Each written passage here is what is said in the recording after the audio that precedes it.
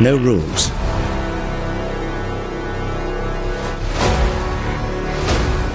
No mercy.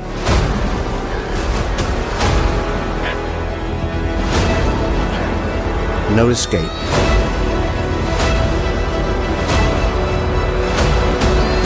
Only survivors remain.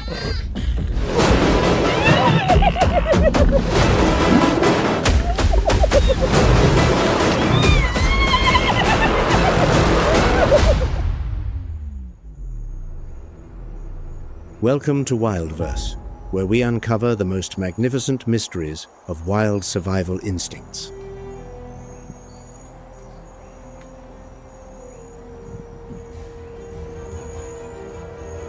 The savanna of the Masai Mara Reserve is a brutal battlefield of survival.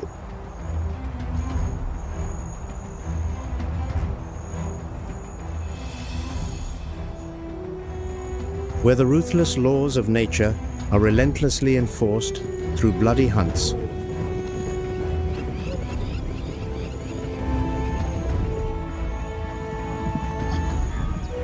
At the apex of this complex ecological pyramid, 5 of the most powerful predatory species share absolute dominion across the plains.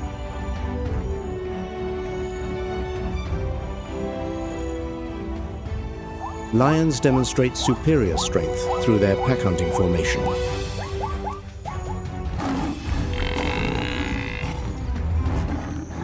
Crushing all resistance from large herbivores.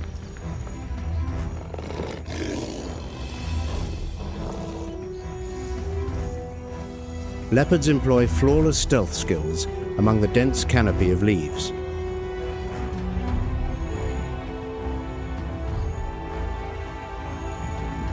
Transforming the darkness of the woodland into a weapon of deadly surprise attack.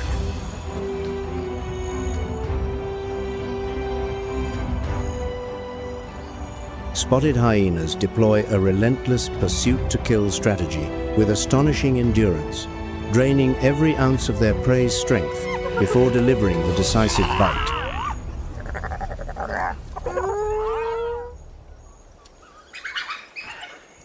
African wild dogs coordinate their combat operations with ironclad discipline during pursuits.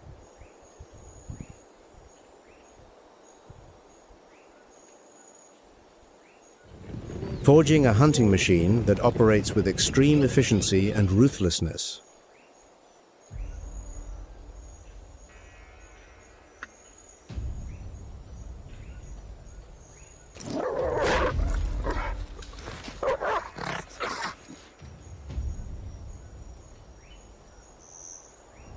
Finally, the cheetah has chosen an entirely different evolutionary path by trading raw physical power for terrifying speed.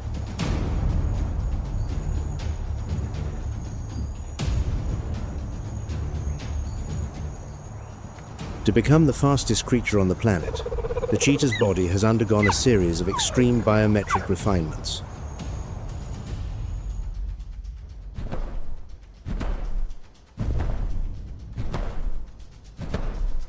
Sustaining such extreme velocity demands a biological energy supply system operating at capacities far beyond ordinary limits.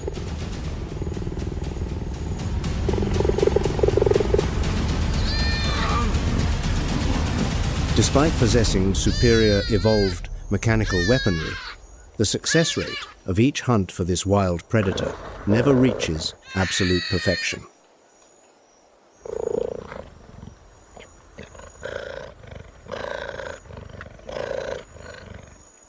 The extreme trade-off for speed has severely compromised overall muscular strength, leaving cheetahs entirely outmatched in direct confrontations.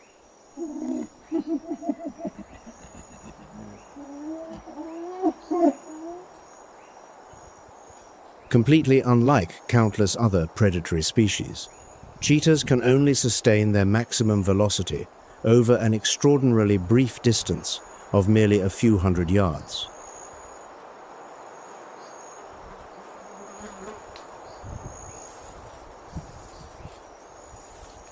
On a radiant morning across the Masai Mara plains, an adult cheetah silently lowers its center of gravity fixing its razor-sharp gaze upon a dense herd of Thomson's gazelles.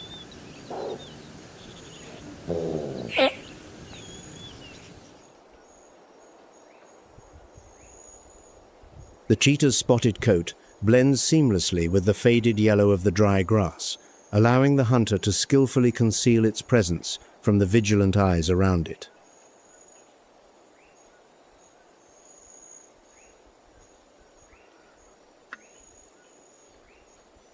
With silent footsteps and intense focus, the cheetah gradually closes the approach distance without alerting a single gazelle on the grassland.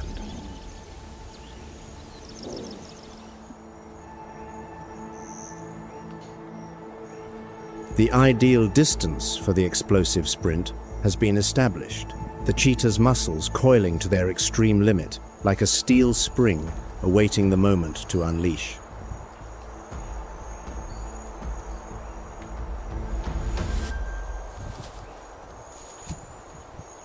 Suddenly, the cheetah bursts from the concealing grass, igniting a chain of powerful mechanical movements and transforming into a golden blur streaking across the ground.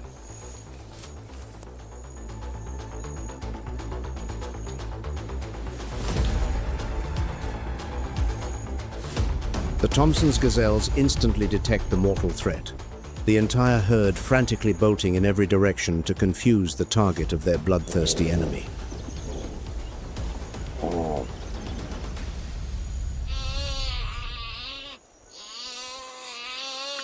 The cheetah locks its vision onto a single gazelle, ignoring all surrounding chaos to channel every ounce of energy toward this specific target.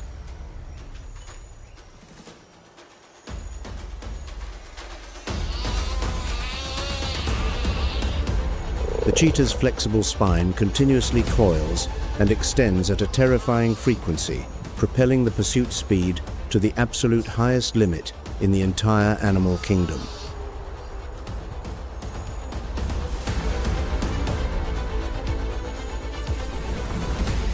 Claws dig hard into the firm ground, producing sharp, dry sounds as the cheetah trails the gazelle through each tight turn across the uneven grassland terrain.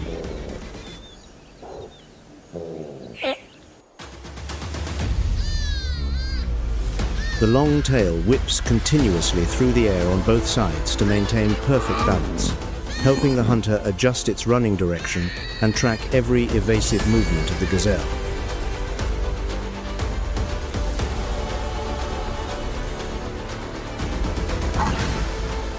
But the gazelle also possesses a remarkable ability to change direction abruptly, continuously creating zigzag trajectories to bleed the powerful kinetic energy of its pursuer.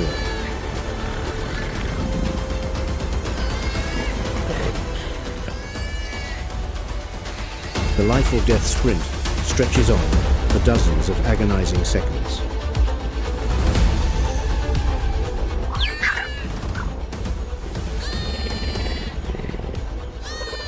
Although the distance between hunter and target has narrowed to mere footsteps, the cheetah still cannot deliver the precise swatting strike to bring down the gazelle.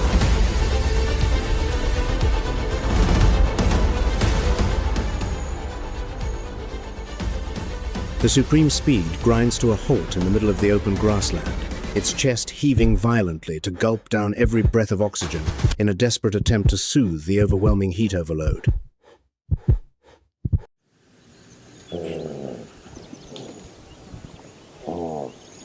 A high-speed chase, perfectly engineered by nature, has ultimately ended in complete failure, due solely to the fatal weakness of this species' physiological endurance.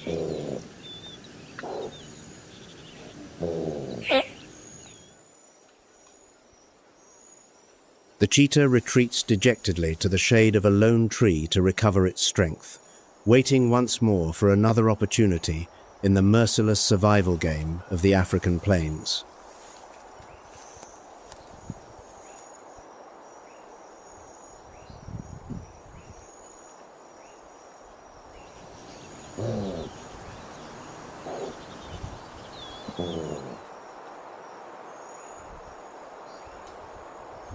To dominate the vast wild savannas, lions have evolved to possess a body system perfectly engineered for the sole purpose of hunting.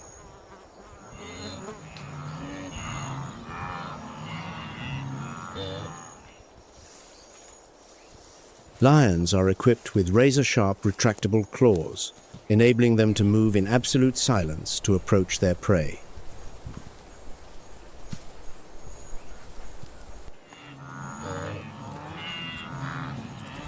As a herd of wildebeest ambles slowly under the scorching sun, a deadly encirclement has been established by these perfect hunting machines.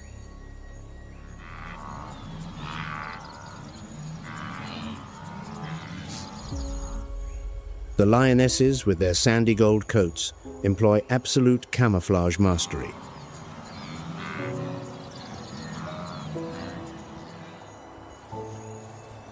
Pressing low to the ground and stepping in total silence, thanks to their retractable claws cushioned within fleshy pads.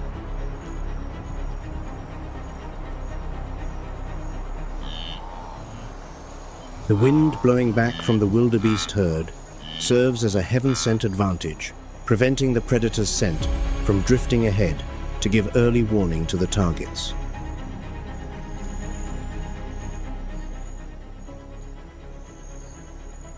And this sudden appearance deliberately creates utter chaos, imposing an overwhelming psychological pressure upon the herbivores.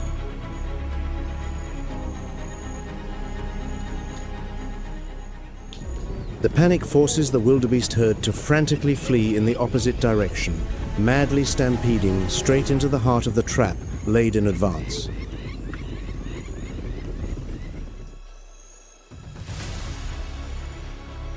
There, a lioness has been patiently lying in ambush beneath a thorny bush, poised to deliver the final strike from the most advantageous position.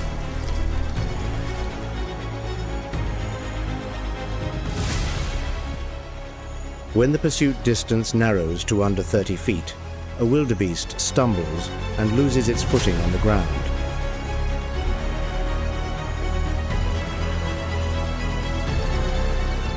Instantly seizing the golden opportunity, the ambushing lioness launches herself with the full force of her massive musculature concentrated in her two front legs.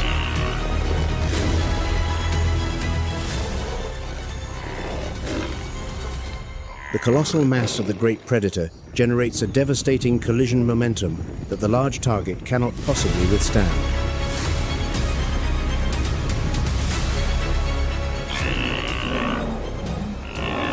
At the decisive moment, claws like razor blades spring from their fleshy sheaths, hooking deep into the hip of the wildebeest.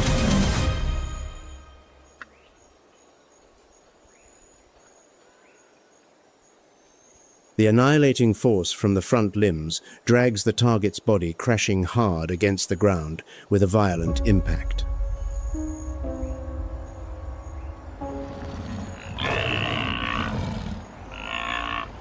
The sharp claws pin deep into the prey's hide, completely thwarting every desperate attempt to thrash free by the doomed creature.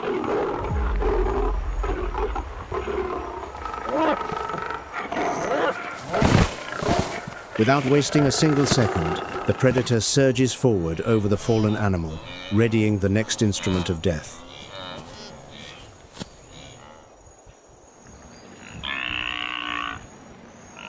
The mighty jaws gape to their fullest extent, plunging 3-inch-long fangs straight into the throat of the wildebeest.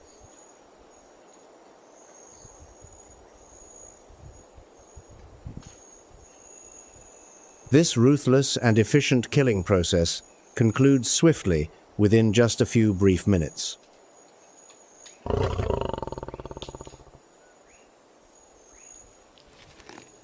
Through cunning group hunting tactics, the lion pride has successfully brought down the enormous prey while minimizing the risk of injury compared to solitary hunting.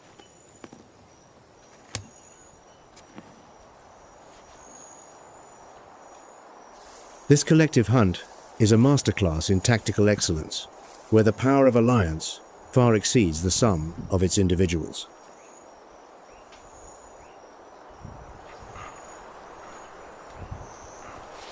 The motionless carcass of the wildebeest on the grass now becomes a vital source of energy, awaiting the other members to approach and share the spoils.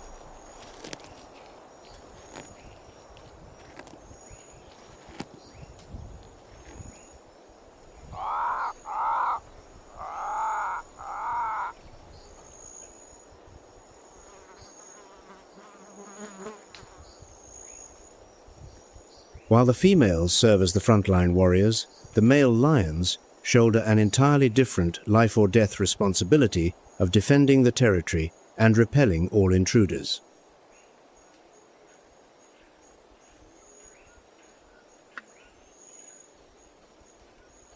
The enormous body mass, combined with the thick, luxuriant mane, transforms the male lion into the absolute symbol of power.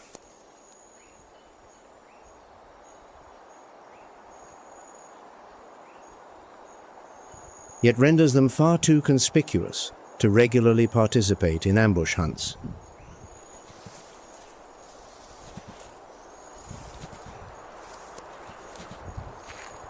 Instead, they dedicate the majority of their time patrolling along the boundary lines, stretching dozens of miles.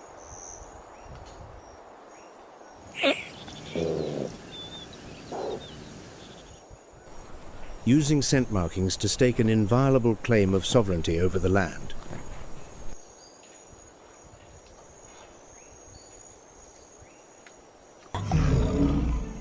The majestic presence of a male lion atop a tall termite mound serves as a clear warning to any greedy hyena pack eyeing the fertile territory.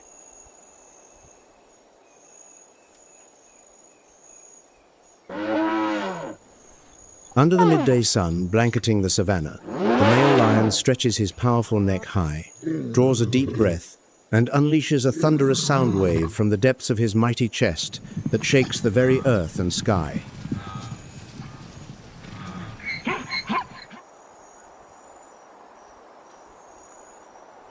The roar of a male lion is among the most terrifying sounds, with low frequencies capable of traveling over 5 miles through the still and sweltering midday air.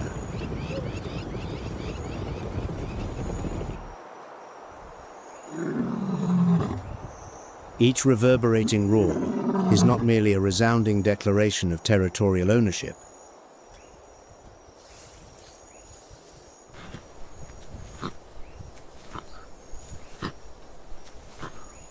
It also serves as a locating beacon, announcing its precise position to distant pride members.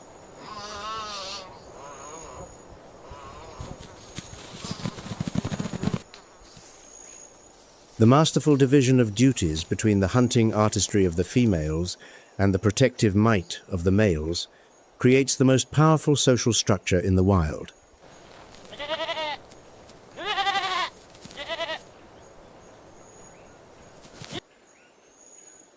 It is precisely this pinnacle of hunting mechanics, combined with an impenetrable territorial strategy, that has forever inscribed the lion's name upon the throne of dominion across the grasslands of Africa.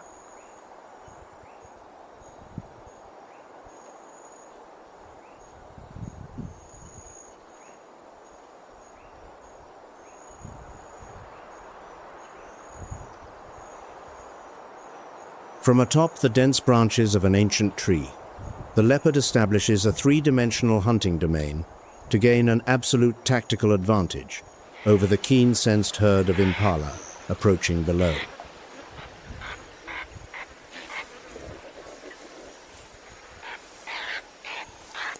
The coat, bearing asymmetrical dark rosette patterns, functions as a sophisticated optical camouflage network, disrupting reflected light patterns and deceiving the prey's vision.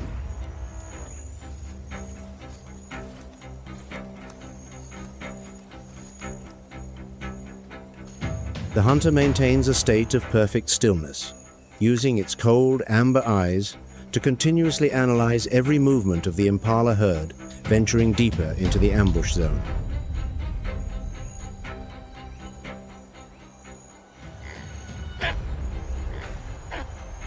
Biologically, impala possess superior acceleration capability and extraordinarily acute hearing.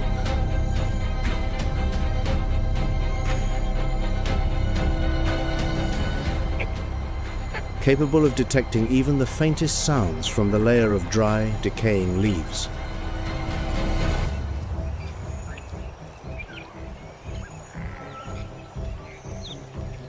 To overcome this heightened vigilance, the tactic of attacking directly from a height of 15 feet allows the leopard to completely eliminate the risk of detection from footsteps on the ground.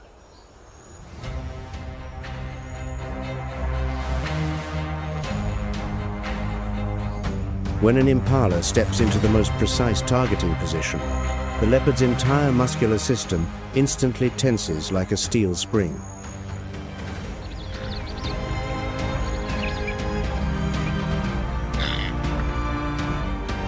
Without emitting a single warning sound, the spotted assassin plunges straight down through the air with terrifying acceleration, delivering a devastating preemptive strike that shatters the silence.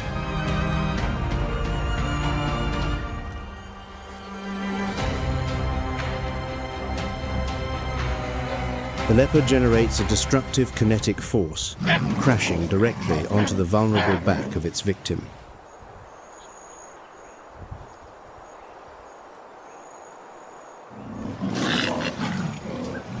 The instant it touches down, the sharp, hook-shaped claws immediately embed deep into flesh, locking down the thrashing impala in its hopeless struggle to escape.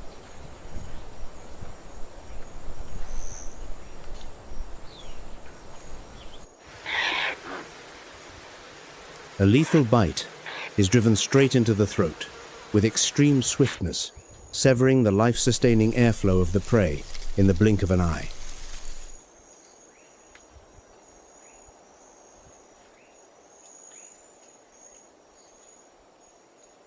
However, successfully bringing down the impala is merely the beginning of a chain of grueling physiological and survival challenges that this solitary hunter must confront.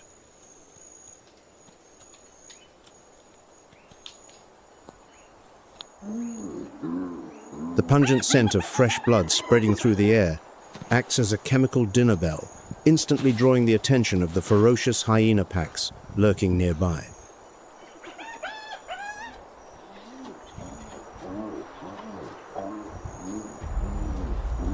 To protect this vital energy source, the leopard is compelled to employ a concealment tactic by hauling the impala carcass up into the lofty tree branches.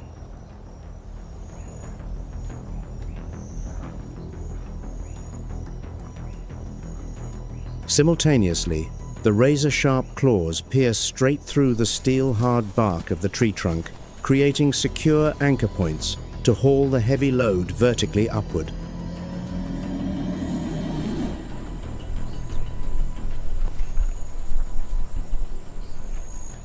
The leopard demonstrates supreme balance control during the slow but steady climb, despite carrying the cumbersome obstacle.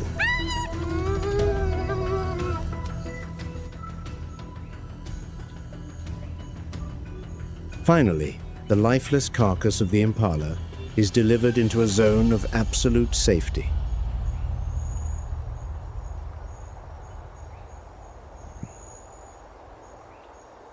Gradually ascending away from the perilous ground and suspended over 30 feet above the savanna surface.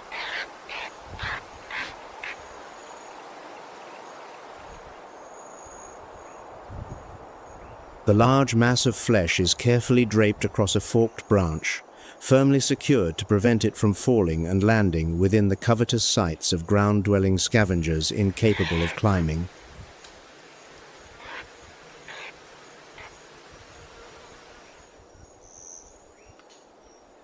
The combination of invisible camouflage, lightning-fast mechanical strikes, and extraordinary muscular power has completely overcome the leopard's physical size disadvantage.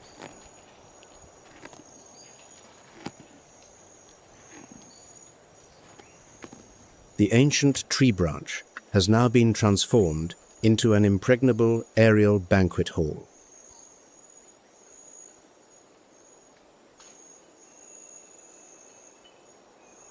Where the victor can leisurely savor its hunting prize without needing to remain vigilant against threats from below.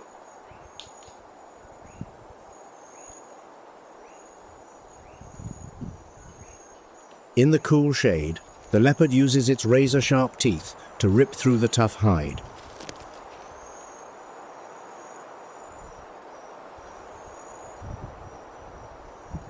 Systematically grinding the muscle tissue to optimize nutrient absorption from the impala.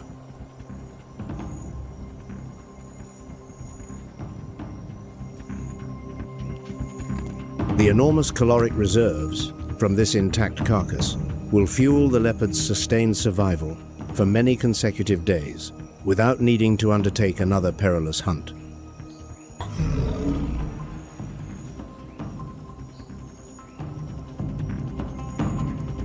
Directly beneath the ancient tree, a few famished hyenas catch the scent of dripping blood and gaze upward with envious eyes at the treasure dangling beyond their reach in utter futility.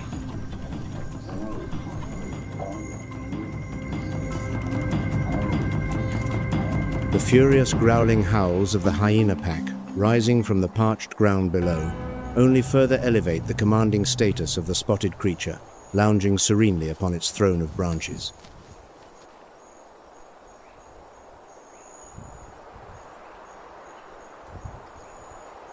Anatomical survival analysis clearly indicates that no ground-dwelling carnivore possesses the pelvic structure and claws powerful enough to climb up and challenge the leopard's suspended position.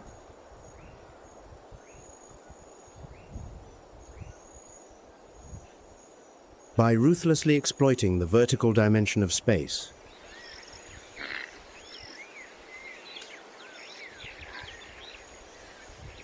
the superior survival intelligence of this great cat has transformed the complex terrain into the most impregnable defensive fortress of all.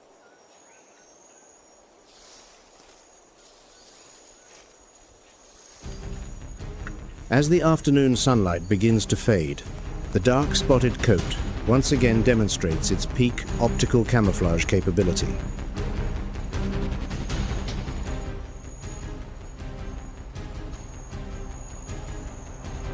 Allowing the predator to merge completely into the still and silent space.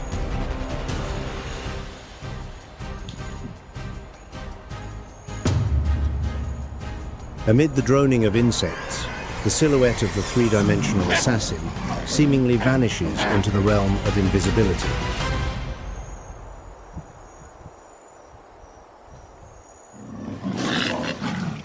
The brutal struggle for life and death reflects the power within every slab of solid muscle.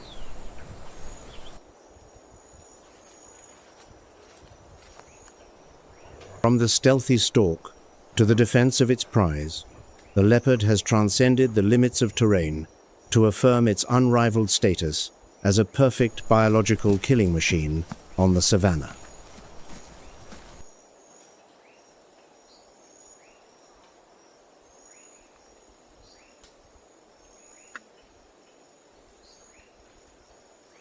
Under the fading twilight of the arid African savanna,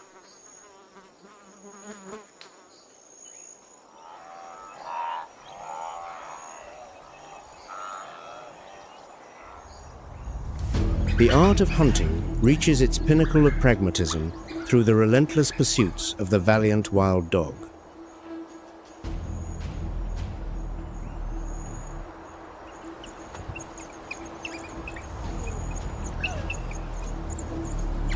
The African wild dog pack deploys a hunting strategy founded upon abundant physical fitness and extraordinary stamina over long pursuit distances.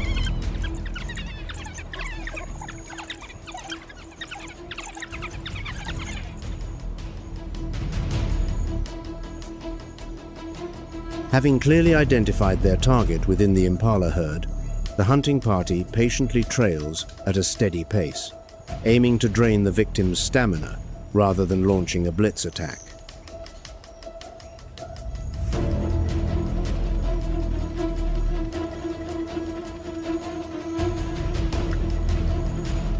The wild dog pack coordinates in seamless harmony to create a perfect suffocating encirclement formation.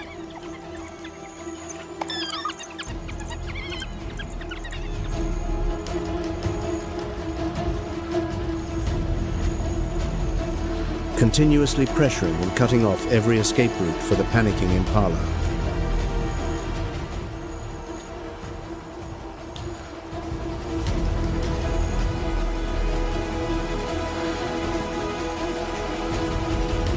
Under the lingering oppressive heat, the impala's heart pounds furiously as it is forced to continuously exhaust its strength, fleeing from the footsteps that never once slow down behind it.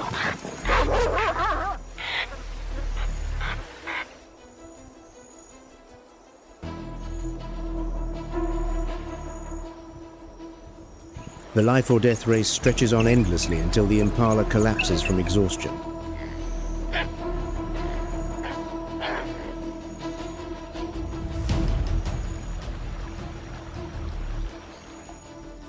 Staggering and crumpling onto the parched ground in utter helplessness before the bloodthirsty pack of predators.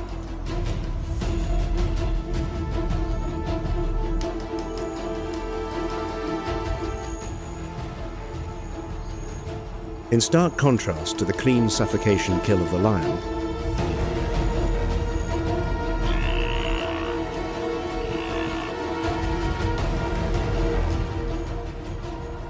the wild dog pack unleashes the most primitive brutality the instant the victim falls upon the grass.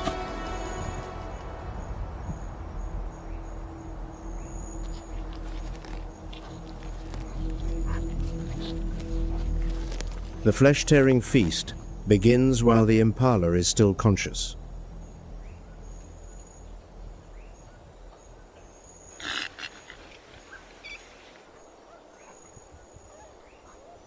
Its agonizing cries are completely drowned out by the horrifying sounds of chewing and swallowing from the wild pack.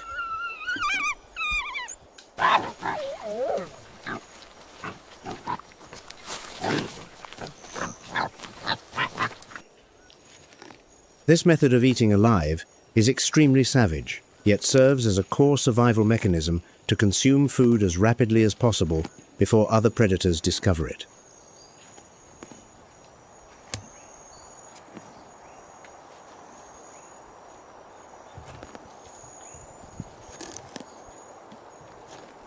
The lightning-fast devouring speed is the wild dog's optimal defensive strategy against the rampant problem of food theft on the savanna.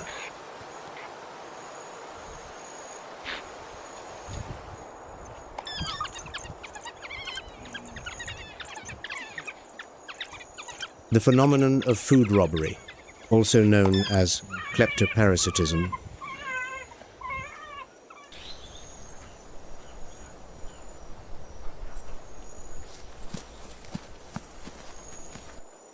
unfolds as a brutal law that reshapes the survival hierarchy of countless wild species.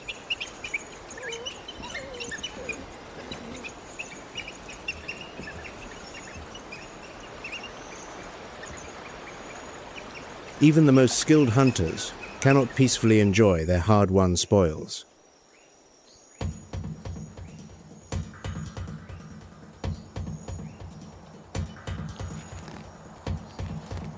For the stench of blood always attracts the stalking eyes of hordes of hungry predators.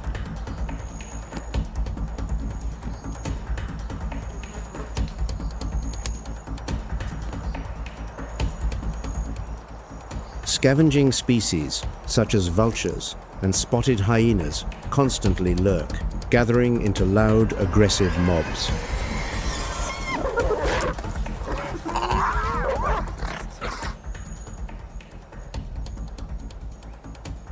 Using numerical superiority to seize the delicious meal.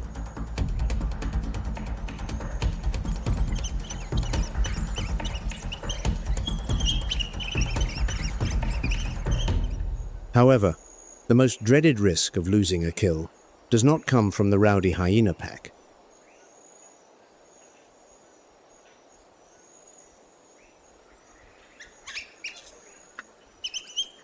But from the absolutely authoritative shadow of the massive male lions.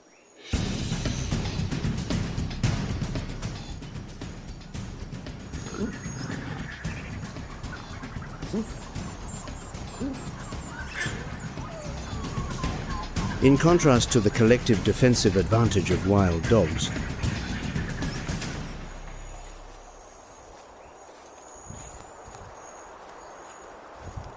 solitary hunters like the cheetah are the most wretched victims of this law of theft.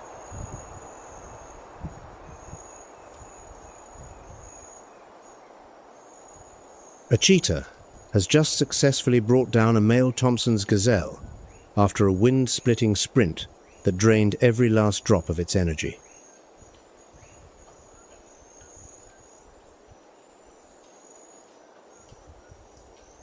The lone hunter has barely caught its breath when a spine-chilling signature sound echoes from the nearby bushes.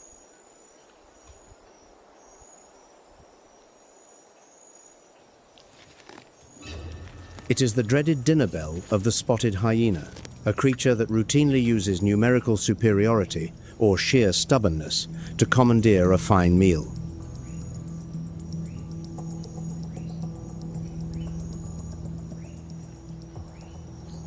With its supremely sensitive nose, the spotted hyena has detected the scent of fresh blood drifting through the air and immediately approaches the target.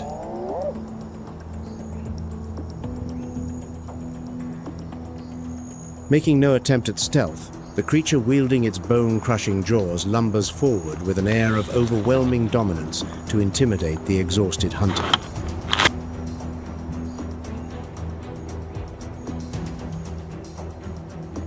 The massive musculature, concentrated in the front quarters of the spotted hyena, creates a menacing downward-sloping gait, pressing in toward the freshly downed prize.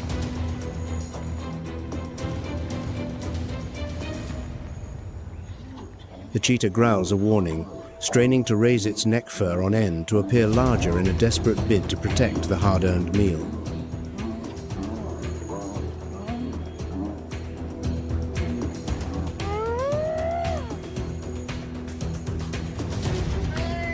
However, the extreme trade-off for speed has severely compromised overall muscular strength.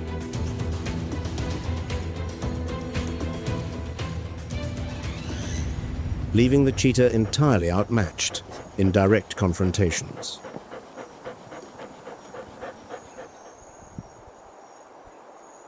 The spotted hyena nonchalantly bares its fangs in a display of brute force.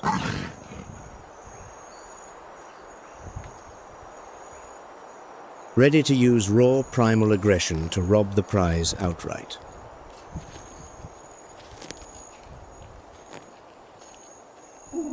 Facing a relentless and dangerous adversary,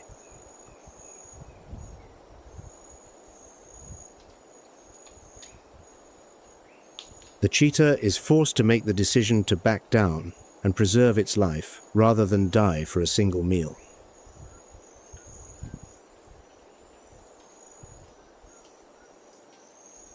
This bitter concession affirms the brutal truth of the wild, where the law of theft reshapes the survival hierarchy.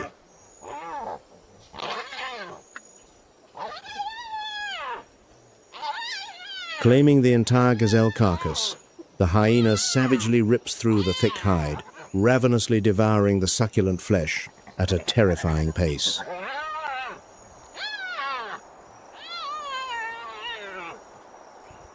The supreme jaws of this predator allow it to crush and swallow everything whole.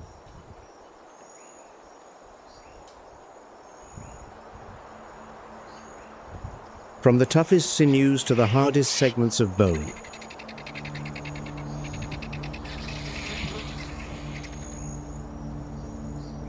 in no time, the vast majority of the meat has been swept clean until complete satiation.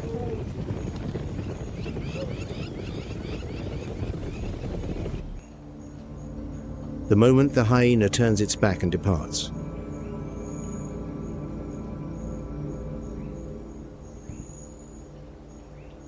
the remaining scraps immediately fall within the sights of scavenging opportunists.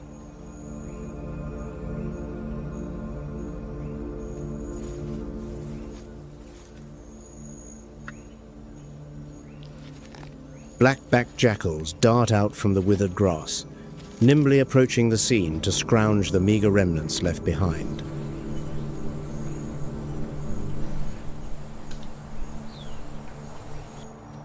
Lacking an imposing physique or devastating bite force, this small predator compensates with cunning and supremely agile survival reflexes.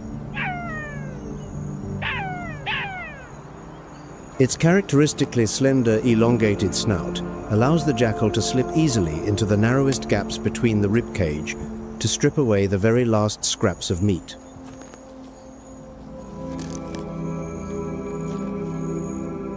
The large upright ears function as a radar surveillance system, continuously scanning the surroundings to be ready to flee if a larger predator happens to return.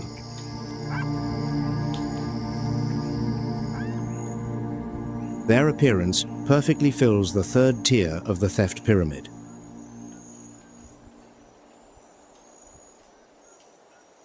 Where the smallest creatures sustain their lives on the leftovers of the dominant.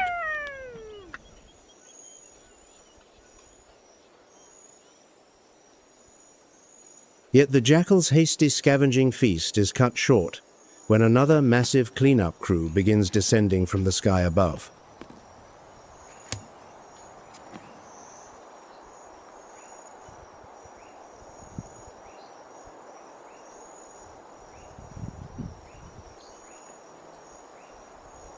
High in the endless blue sky, white-backed vultures begin circling in spiraling patterns to locate the rotting carcass.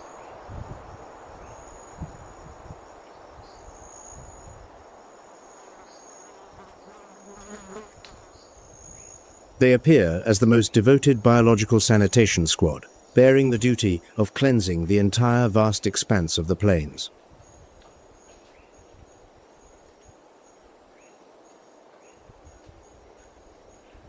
With their supremely sharp vision, these scavenging birds have observed the entire robbery from the boundless heights above.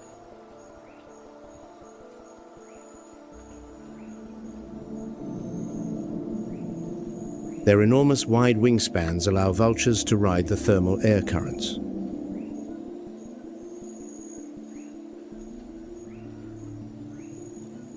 Maintaining continuous presence without expending any energy on flapping.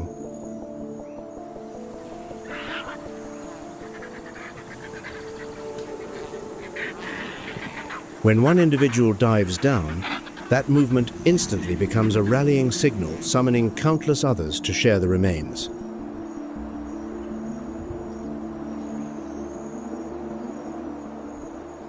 The vulture flock descends upon the carcass area in a noisy frenzy, crowding into a mob, fighting over every last morsel.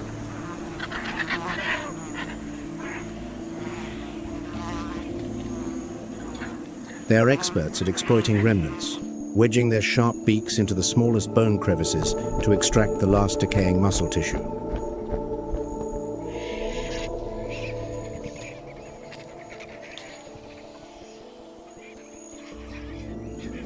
The long, featherless neck allows them to freely plunge deep into the hollowed cavity of the carcass without worrying about being matted with reeking blood.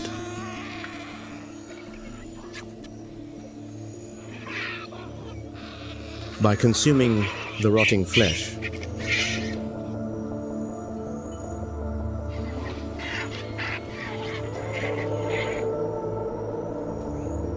the scavenging birds play a pivotal role in preventing the spread of countless diseases in nature.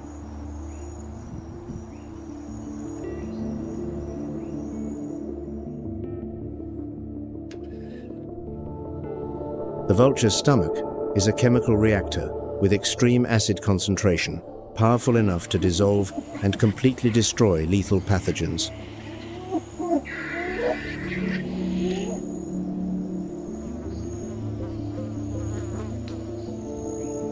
This mechanism transforms them into nature's biological incinerators, shouldering the mission of preventing every pandemic across the savanna.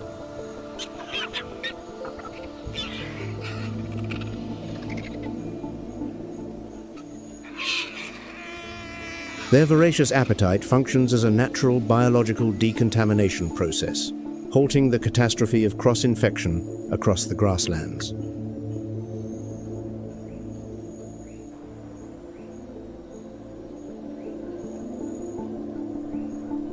The feeding frenzy of the vulture flock creates piercing shrieks.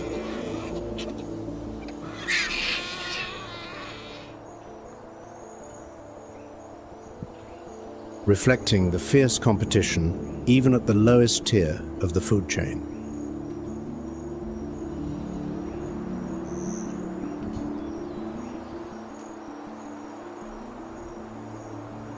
Without the presence of these diligent cleanup specialists,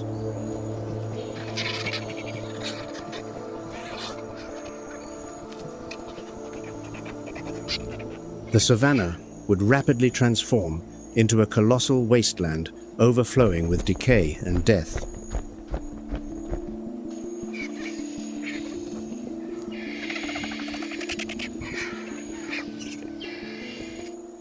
Every scrap of rotting meat, sinew, cartilage, and even bone marrow is completely digested to close a perfect nutrient cycle.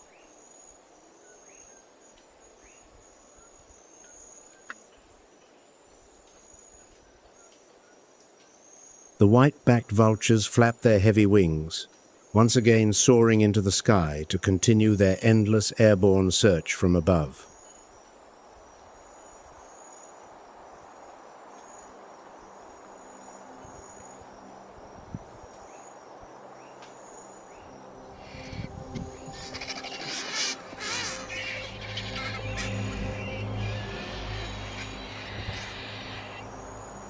From the exhausted hunter, to the tyrannical robber, to the cunning scavenger, to the cleanup vultures, all have laid bare the naked brutality of the wild.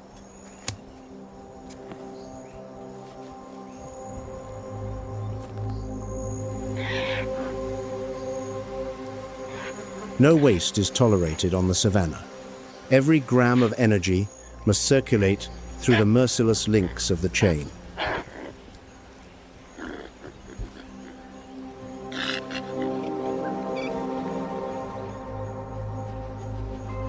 The kinetic energy of the cheetah's pursuit transforms into the violent feast of the spotted hyena, then becomes essential nourishment for countless species that follow.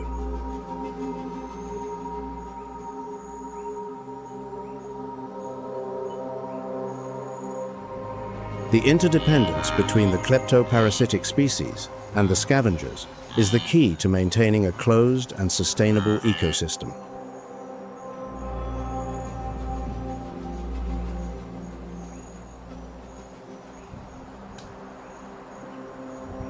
Without the relentless plundering of the hyena, the imbalance in food supply could shatter the existing survival order.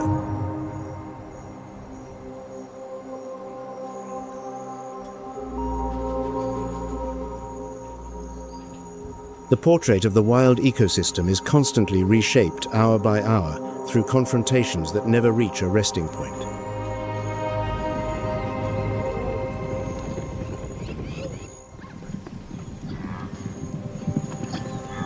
The unforgiving battles over food generate a punishing biological pressure.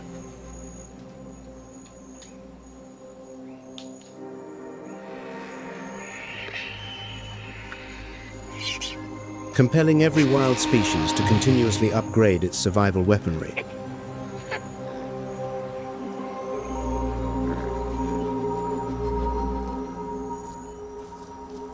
Every second in this place conceals countless unpredictable dangers.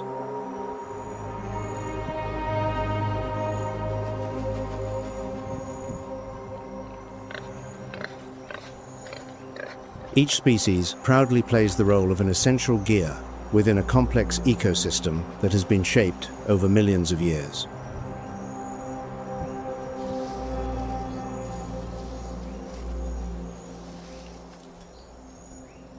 Despite the endless suffering and the wrenching separations of life and death,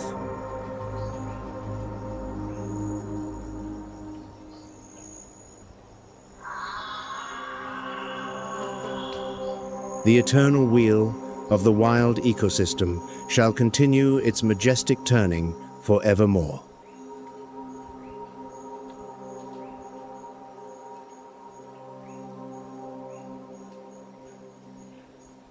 Thank you for journeying with WildVerse.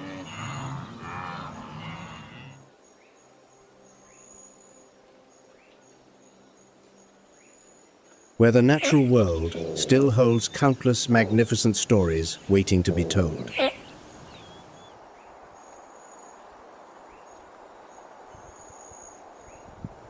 If today's story has touched your heart,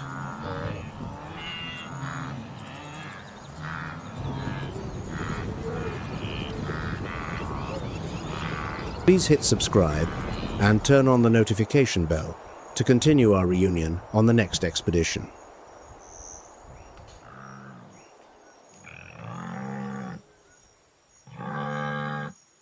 Alongside the grim fates that nature has decreed. Millions of hooves drum against the cracked earth, dust rising like the smoke of an ancient battlefield. Ahead, the Mara River churns, and beneath its murky surface, dozens of cold eyes lie open.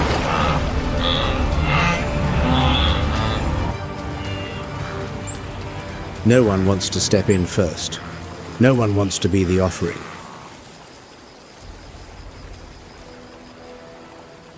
But thirst permits no hesitation. An old wildebeest bull, scarred and deeply weathered by seasons, plunges into the current, and as though answering an invisible command, thousands follow, transforming the river's surface into a churning mass of living bodies. The rasp of labored breathing, the violent crash of water, the desperate calls of calves swept away from their mothers. Every passing second places another life upon the scales. Nile crocodiles have waited for precisely this moment. Stretching over 16 feet, weighing nearly 1,650 pounds, they have lain motionless for weeks, patient as stone, silently waiting for the river to deliver its own feast. One lunge, one devastating body roll. The river runs red. Each year, more than 1.5 million wildebeest and 250,000 zebras undertake the single greatest overland migration on Earth across the Serengeti. This is not a wandering search for new territory.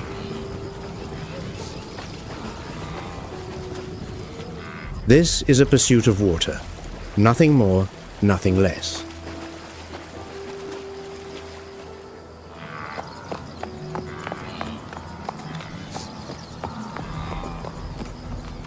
Welcome to WildVerse, where we explore the most extraordinary stories the natural world has to offer.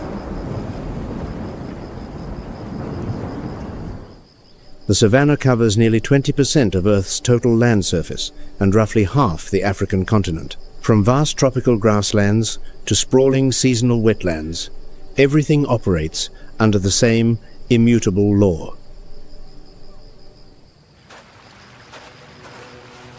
Whoever controls water controls everything. This is the first law of the savanna. Three faces of the savanna: tropical, temperate, and flooded, each harboring a distinct and complex ecosystem. Yet beneath the surface, the same war rages, a war for every last drop of water. But certain creatures have evolved to survive entire months without drinking a single drop. Their secret will reshape how we understand life on the grasslands. To grasp that war, we begin where water still flows in abundance, the ancient Serengeti, as the long-awaited rains return.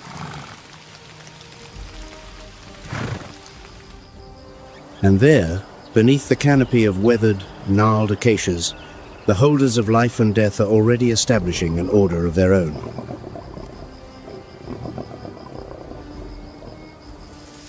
The Serengeti stretches across 12,000 square miles. From the volcanic highlands of Tanzania deep into Kenya's Masai Mara, one of the last pristine ecosystems remaining intact on Earth.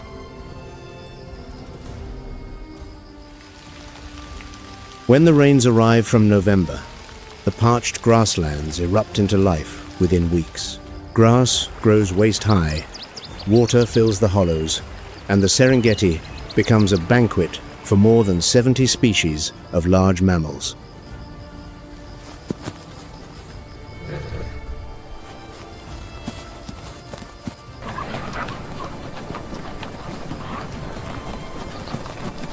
One and a half million wildebeest concentrate on the rich southern grasslands alongside 250,000 zebras. This is the single largest gathering of mammals anywhere on the planet. But on the Serengeti, abundance always walks hand in hand with peril. And peril here wears many faces, not all of them visible. Between 3,000 and 3,500 African lions divide territory across the Serengeti Mara ecosystem. They do not claim land, they claim water.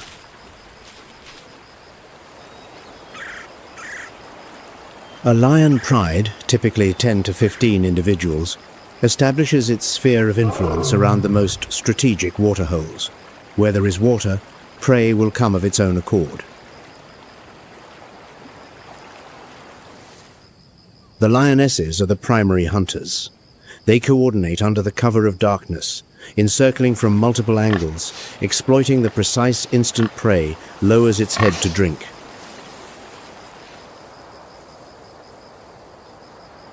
Patience is their sharpest weapon, and they wield it with lethal precision.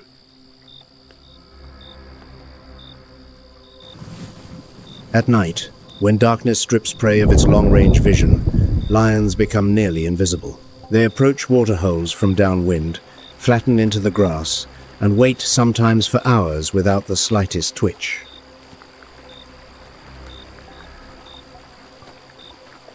When prey bows its head to drink, vision obscured, hearing masked by the rush of water the lions strike, the distance from absolute silence to explosive, lethal violence, no more than 3 seconds.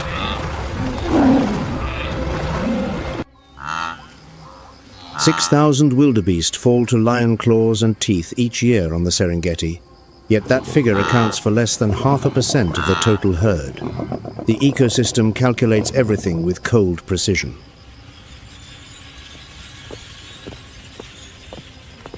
Male lions larger in frame, crowned with thick, imposing manes, rarely hunt. Their duty is to defend territory, guard the water source, and ensure no rival males dare trespass.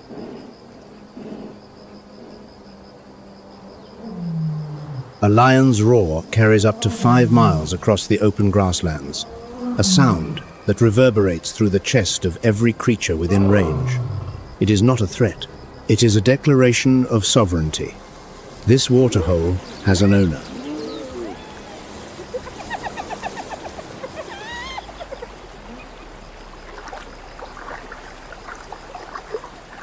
But lions are not the only power contesting the water. Spotted hyenas, the eternal, calculating rivals, track every movement of the lion pride with equal patience.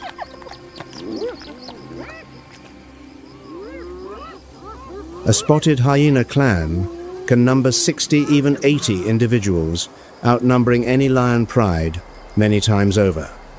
And they are not the scavengers that popular myth would have us believe.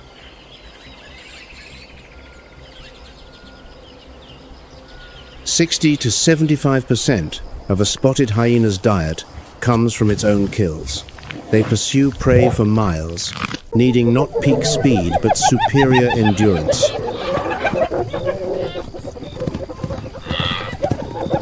Hyena society follows a strict matriarchal hierarchy. Females dominate entirely. The lowest-ranking daughter of the alpha female still outranks every single adult male in the clan.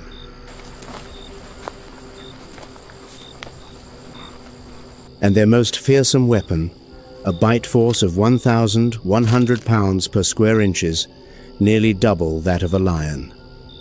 Those jaws crush bone, crush skull, crush everything that others leave behind.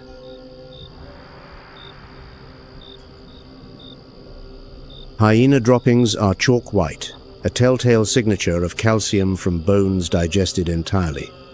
Nothing is wasted on the savanna, not even the dead.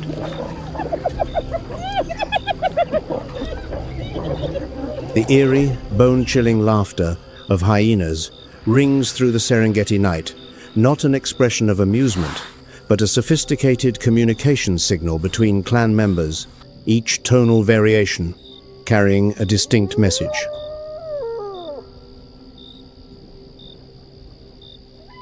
As the dry season forces all creatures toward the shrinking waterholes, lions and hyenas clash more frequently. Midnight confrontations, fierce and bloody, erupt around every last remaining pool.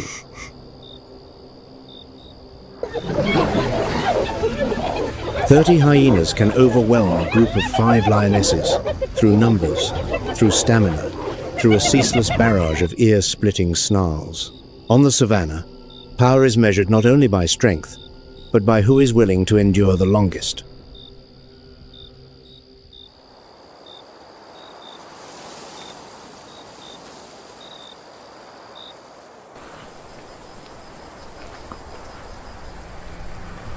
But one creature stands apart from this power struggle, not out of weakness, but because raw, explosive speed grants it the privilege of writing its own rules.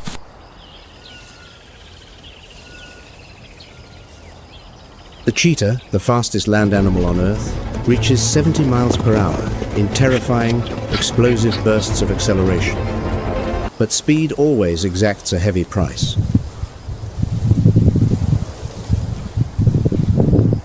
The cheetah's body is a masterwork of aerodynamics.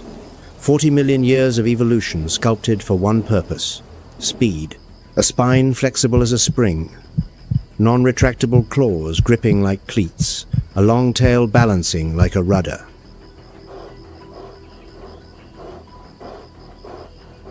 But even a fighter jet needs fuel, and the cheetah's fuel, like everything else on these plains, is water. Each chase lasts only 20 to 30 seconds. Body temperature spikes, muscles seize, and the body sheds enormous amounts of water. Success stands at 40 to 50% half the time. The cheetah runs to exhaustion and returns empty-handed.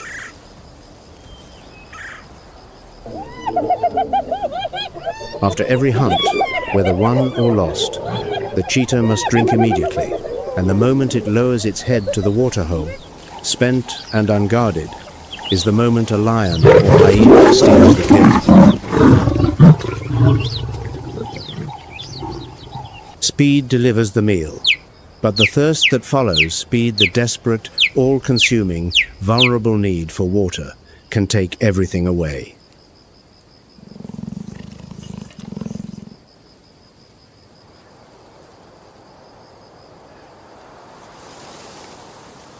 The Serengeti is only one piece in a far larger mosaic. The African savanna stretches from the Sahel to the Cape of Good Hope, sustaining more than 8,000 plant species and over 1,500 large mammal species.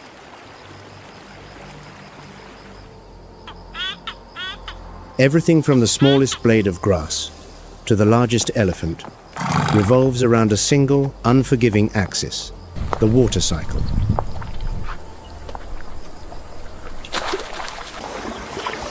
When the rains end in the southern Serengeti, millions of creatures begin to move northward. The Great Migration is not an aimless wandering driven by instinct.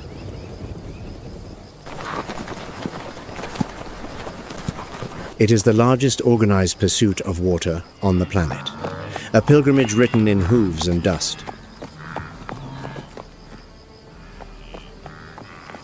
1.5 million wildebeest lead the procession, followed by zebras and Thompson's gazelles. They travel in a counterclockwise arc, chasing the rains as they shift northward.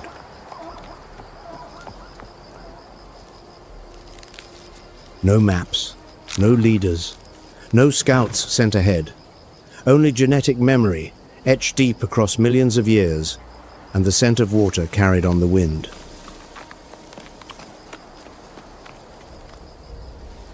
During the calving season, from January to March, roughly 500,000 wildebeest calves are born on the wide southern grasslands. They stand and run within mere minutes of birth.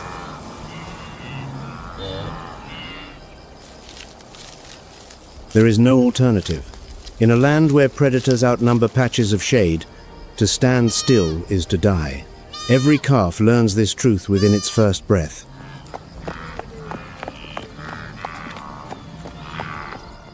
The Mara River, crossing the most perilous passage of the Great Migration, unfolds from July through October.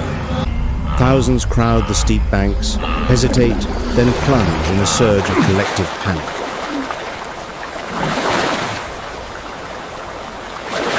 Many drown, are crushed, or slip on the treacherous mud banks.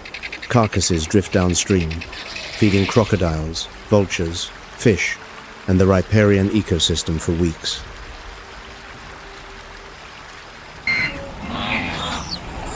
Their deaths are not meaningless.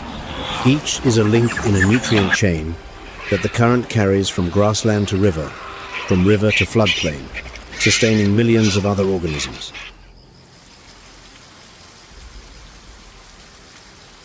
And when the rains return to the south, the survivors turn back, retracing that blood-soaked path once more. Year after year, generation after generation, without ceasing.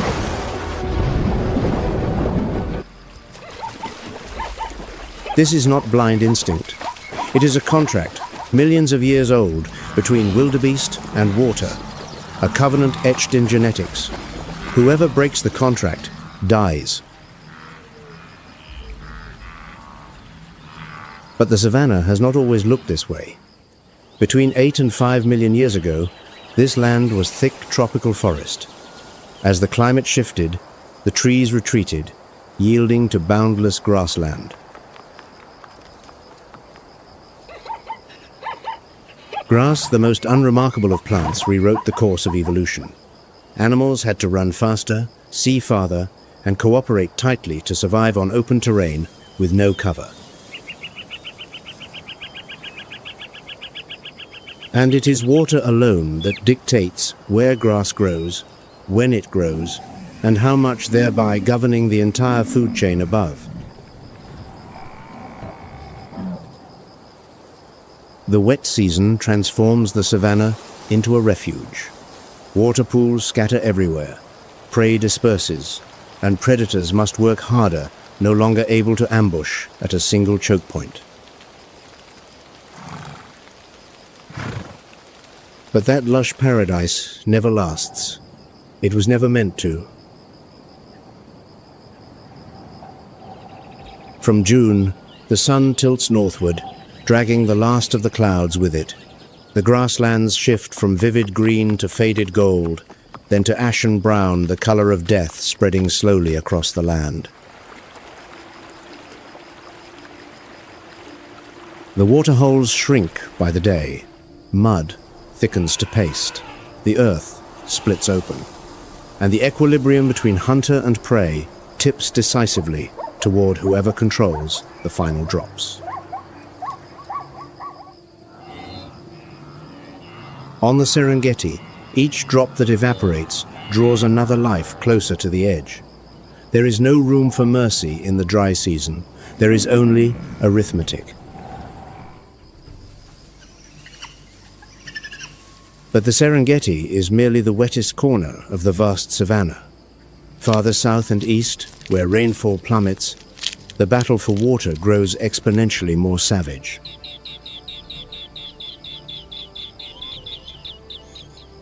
The rains do not last forever, and when the final clouds dissolve beyond the horizon, the real war begins silent, pitiless, and absolute.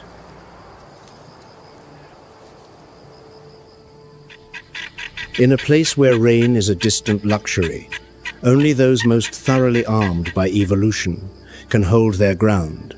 The rest must move or perish.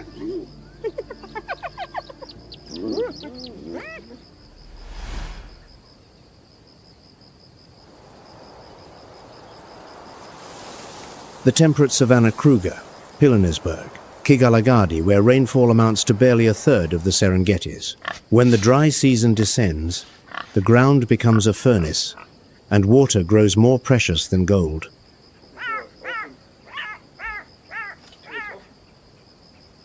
Here, one of the greatest recovery stories in the long history of conservation is unfolding, and its protagonist weighs more than 5,500 pounds.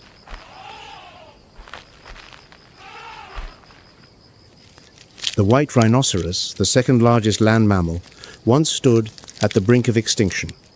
By the end of the 19th century, only around 20 southern white rhinos remained on the entire Earth.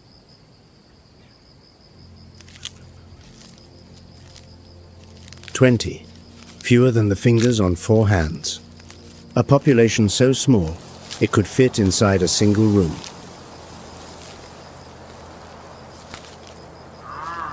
But thanks to conservation efforts spanning more than a century, the white rhino population has recovered to approximately 18,000 individuals, one of humanity's rare victories over extinction.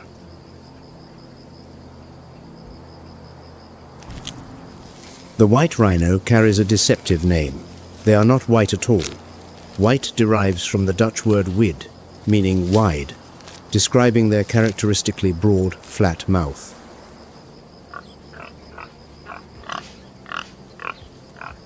That mouth is a specialized tool built for cropping grass flush to the ground, like a natural lawnmower.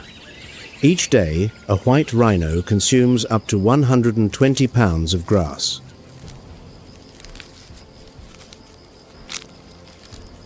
But grass needs water to grow, and rhinos need water to digest that enormous intake.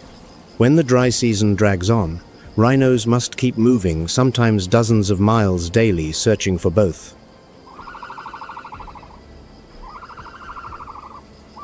Rhino eyesight is exceptionally poor. They can barely discern objects beyond 30 feet, but hearing and smell compensate entirely. They detect the scent of water on the breeze long before they ever see it.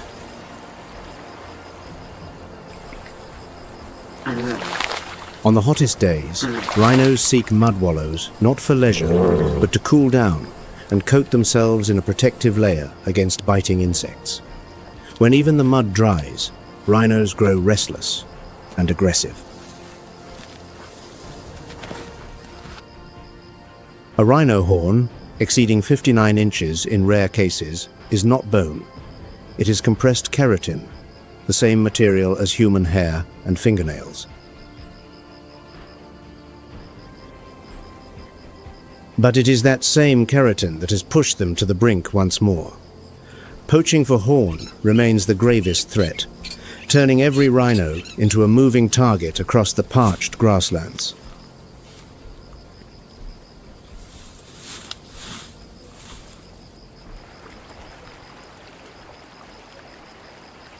Sharing these scarce water sources with the rhino is the plains zebra, Africa's most abundant wild equid, with roughly 300,000 individuals in the south alone. Each zebra wears a pattern of stripes, entirely unique to itself. No two individuals are alike, much like a human fingerprint. But those stripes serve a purpose far beyond identification.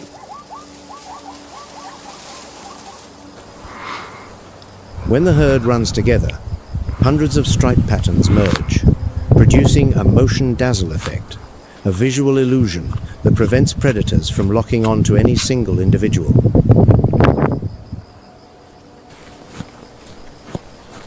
But stripes serve yet another function: thermoregulation. Black stripes absorb heat faster than white ones, generating tiny convection currents of air across the skin's surface, a natural cooling system that reduces the need to drink.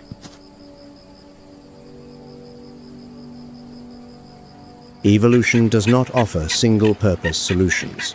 Every detail on a zebra's body serves multiple functions simultaneously, and the ultimate objective, always without exception, is the same: conserve water.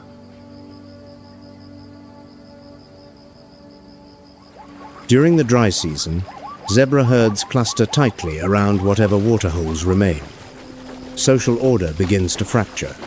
Stallions kick and bite viciously to secure the right to drink first.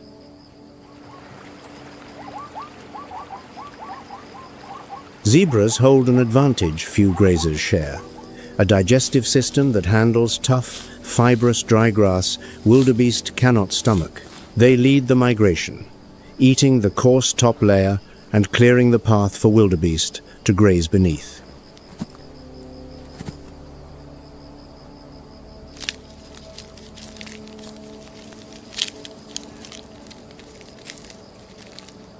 That relationship, zebras clearing the path, wildebeest following behind, is a subtle example of the symbiosis that water has forged. When water runs dry, both species move together, each depending on the other in a way that neither could survive alone. And around every shrinking waterhole, predators wait with infinite patience. Lions, hyenas, African wild dogs all know that prey has nowhere left to go. The African wild dog, boasting a hunting success rate of 60 to 90%, the highest among all large carnivores, is the threat zebras fear most. Only about 6,600 individuals remain across all of Africa. The waterhole in the dry season is a silent battlefield where every confrontation becomes inevitable, every weakness exposed, and the most vulnerable always pay first. But farther east, where savanna gives way to the scorched Somali semi-desert, even the waterholes cease to exist. This is the most unforgiving land on the African savanna, the Somali Acacia commiphora bushlands. Daytime temperatures routinely exceed 100 degrees Fahrenheit. Rain is a distant luxury that visits for only a few weeks each year. And in a place where any other species would die of thirst within days, three creatures have evolved survival strategies so astonishing they defy all logic.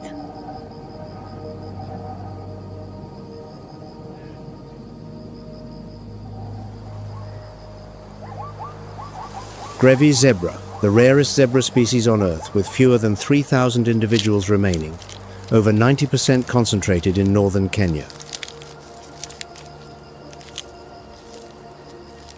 The largest of the three zebra species, standing up to 5 feet at the shoulder, weighing between 770 and 990 pounds, Grevy's zebra is a master of drought endurance.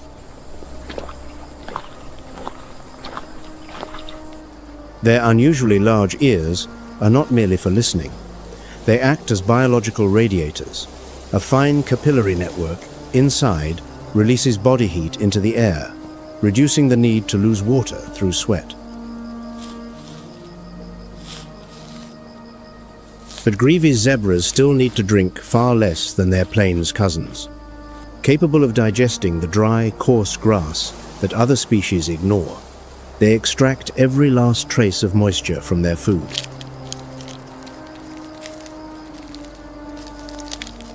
Unlike plains zebras, Grevy's zebras do not form permanent herds. Males hold territories spanning several square miles, and females roam freely between them, seeking wherever water remains, even if only a small puddle.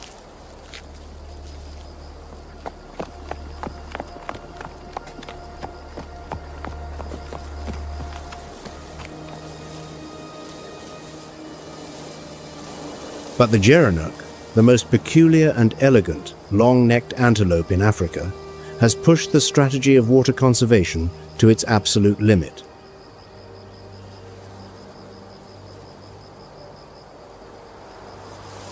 The gerenuk never drinks water. Not once, not ever.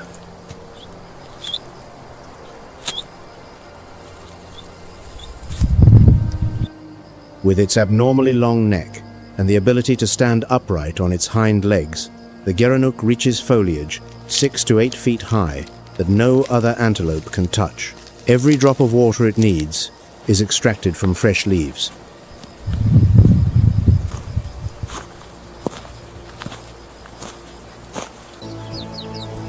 The gerenuk's body is a masterpiece of adaptation kidneys that concentrate urine to near solid density, minimizing every possible loss.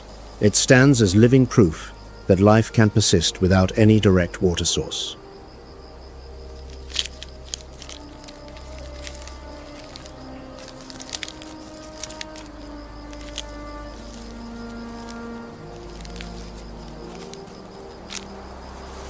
But even the gerenuk pales beside the supreme survival strategy of the East African oryx.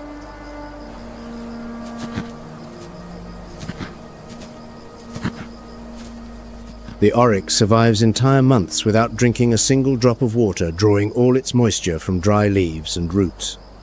But that is not even the most astonishing part.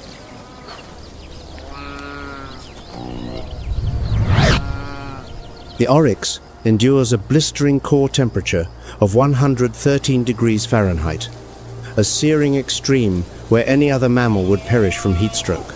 Its secret lies in an elegant, countercurrent cooling network concealed within its nasal passages.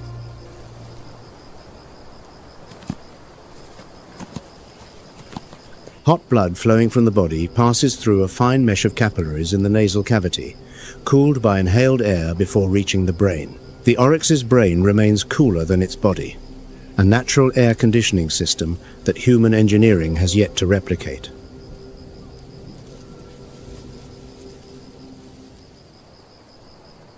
And should any predator dare to challenge it, a pair of straight horns, up to 33 inches long, sharp as forged swords, have been known to impale even lions.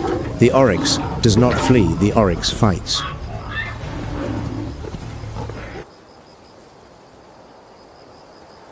Speed, endurance, frugality, adaptation, each species on this arid land has found its own answer to the same question. How does one survive when there is no water?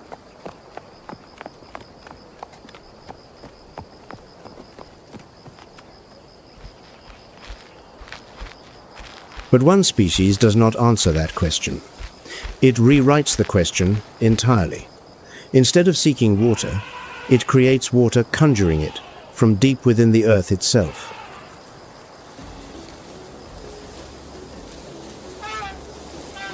The African bush elephant, the largest land animal on Earth, standing up to 13 feet at the shoulder, weighing up to 22,900 pounds, the equivalent of 4 SUVs stacked together.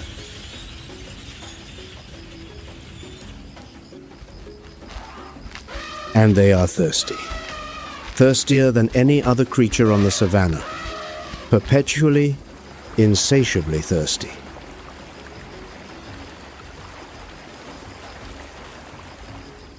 Each day, an adult elephant consumes up to 330 pounds of vegetation and drinks dozens of gallons of precious water. When the dry season turns every waterhole to dried mud, elephants do not wait.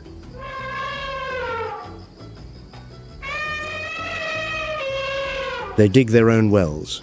Where none existed, elephants make water appear.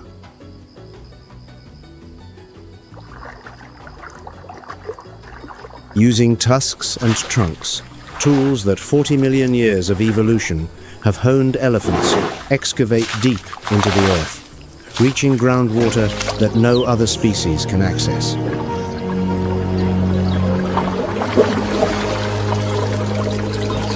And something profound follows. The wells elephants dig do not serve them alone. More than 20 other species, from small antelopes to birds, arrive to drink from those same wells.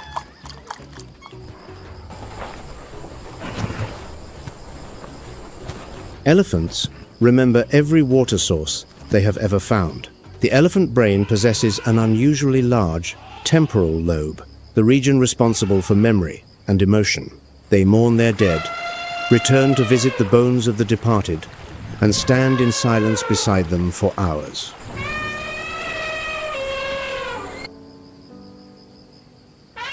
When an elephant dies near a water source, The rest of the herd keeps its distance from that place, as though honoring an unspoken boundary that none dare cross. Water and death, for elephants, sometimes lie side by side.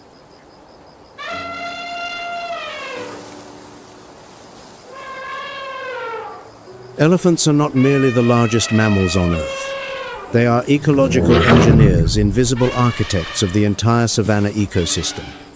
Their heavy footfalls carve pathways that become ecological corridors. Their dung sows the seeds of tomorrow's forests.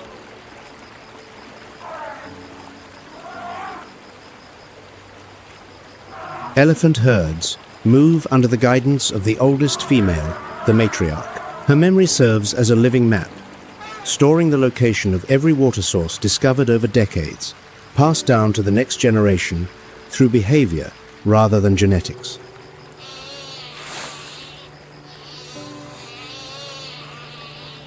When a matriarch dies, the herd loses that map. Wells that once saved the entire herd during the previous dry season suddenly become buried secrets, lost beneath the dust.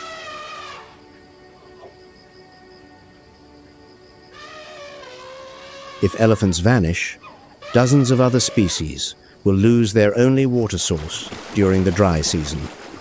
The cascade would be swift and irreversible.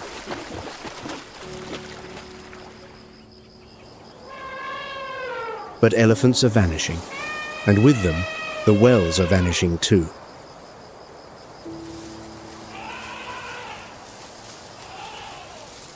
In 2021, the International Union for Conservation of Nature, IUCN, officially classified the African bush elephant as endangered. The combined population of both African elephant species stands at approximately 415,000 individuals.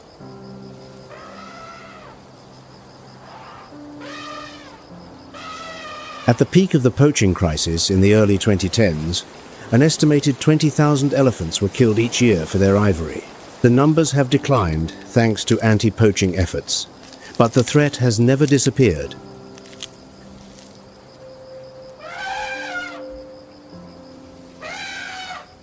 Every elephant that falls is not merely a life lost. It is a well sealed shut, an ecological corridor severed, a link in the chain of life broken.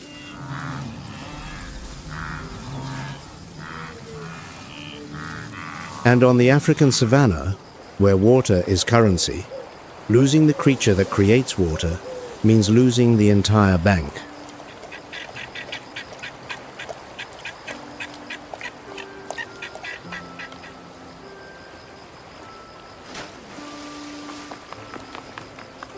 If these remarkable stories captivate you as much as they do us, share with WildVerse in the comments which species deserves to be called nature's greatest architect.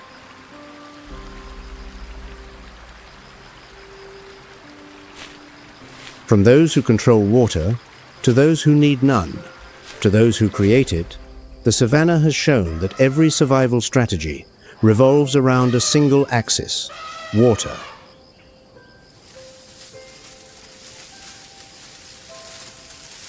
But the story does not end here. Far from it.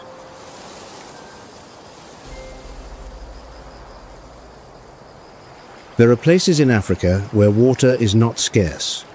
Water is everywhere, so abundant it drowns everything, turning grasslands into oceans of grass, transforming herbivores into reluctant amphibians.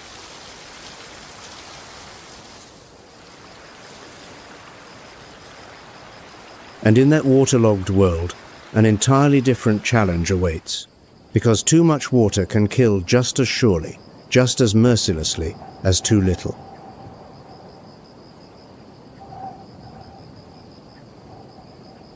From the sun-scorched savannas of Somalia, we travel westward to the largest wetlands in Africa, where life and death both drift with the current.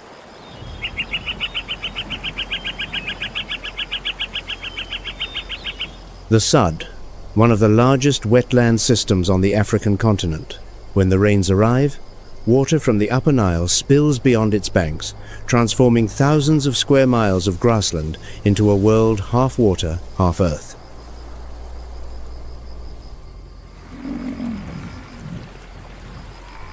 Here, water is not scarce. Water is omnipresent, inescapable. And the paradox begins. Abundance itself becomes the killer.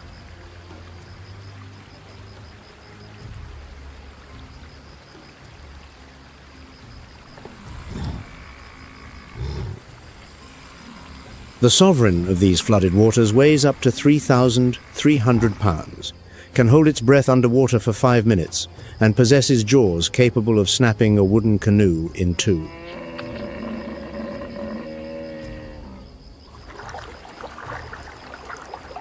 The hippopotamus, Africa's most unpredictable giant.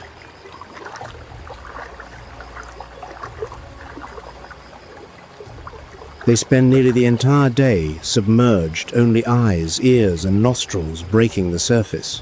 Not to evade enemies or hide from rivals, but because their delicate skin loses moisture at an alarming rate under the African sun.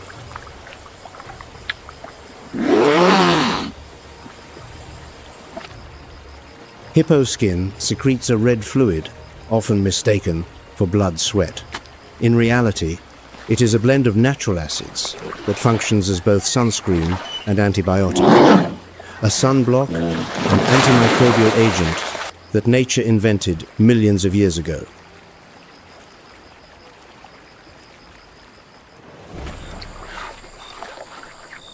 At night, hippos emerge to graze, each consuming dozens of pounds of grass, and hippo dung serves as a vital source of nutrients that sustains the entire river ecosystem.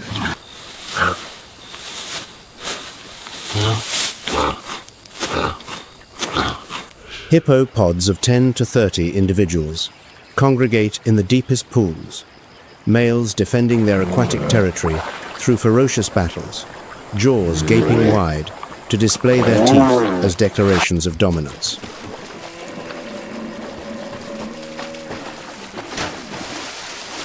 Battles between rival bulls can last for hours. Tusks, measuring dozens of inches, clash together. Thick hide is ripped open, and blood stains the water crimson. The loser must depart. To lose aquatic territory is to lose the right to mate.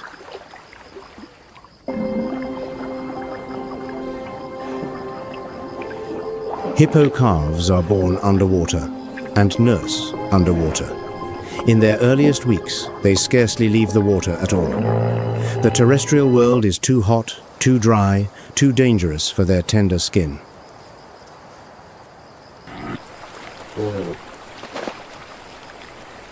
Water gives the hippo shelter, a place to breed, a place to socialize. But water also holds them prisoner stray too far from a water source for too long, and hippo skin cracks, the body dehydrates, and death arrives faster than any predator.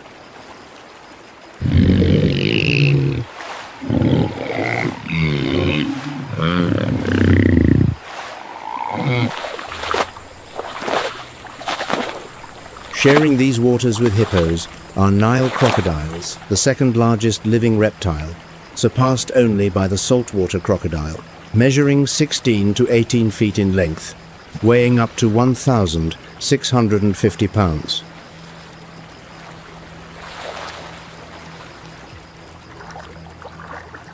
The Nile crocodile is the embodiment of absolute patience. It can fast for up to a year, lying motionless as a sunken log, perfectly still, awaiting the single perfect moment to strike.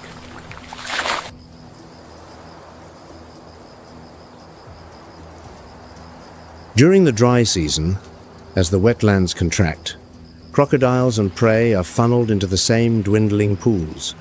The distance between hunter and hunted narrows by the day. Each step toward the water's edge may be the last.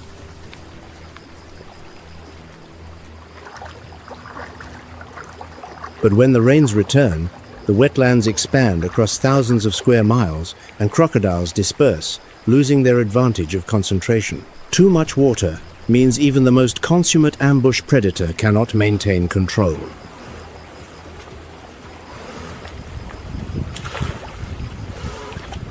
The ambush technique of the Nile crocodile has been refined over 200 million years longer than the dinosaurs endured. They gauge distance by sight, adjust position with their tails, and strike with enough torque to drag a Cape buffalo underwater.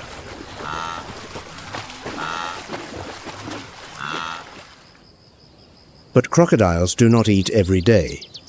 A single large meal can sustain them for months. That economy of energy, burning almost no calories while lying still, is the reason they have survived every mass extinction event in Earth's history.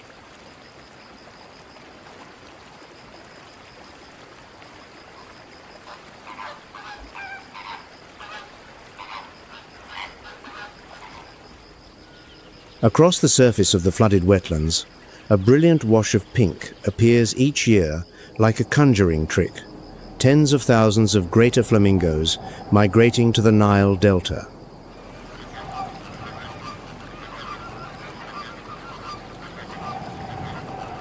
The greater flamingo, standing up to 4.5 feet tall, with a wingspan of 5 feet 6 inches, gathers in flocks of 30,000 to 40,000, transforming the lake's surface into a living carpet of pink.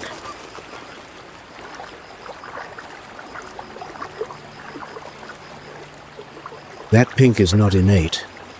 Flamingos are born with pale grey-white plumage. The vivid rosy hue comes from carotenoids in brine, shrimp, and algae. It is the water itself that determines whether they are vivid or faded.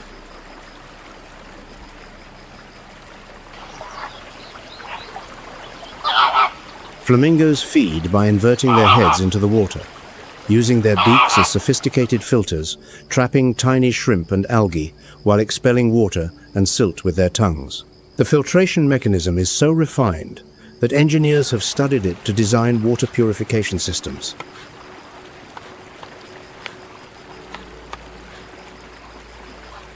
A flamingo with deep, vivid pink plumage sends an unmistakable signal to the flock.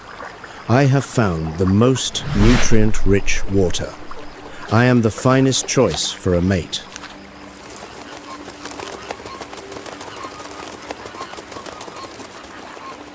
When the water recedes, shrimp and algae vanish, and flamingos lose both their food source and their color. They must migrate sometimes hundreds of miles to find new waters. Water gives them beauty.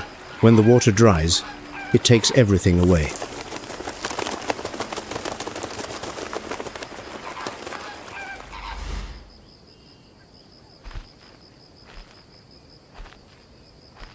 Along the wetland margins, herds of African Cape buffalo, each weighing up to 1,500 pounds, move in groups of 200 or more, following the rhythm of rising and falling waters.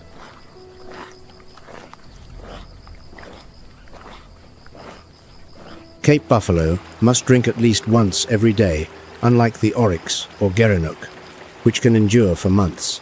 This absolute dependence on water binds them to the wetlands, even though these are also the hunting grounds of crocodiles and lions.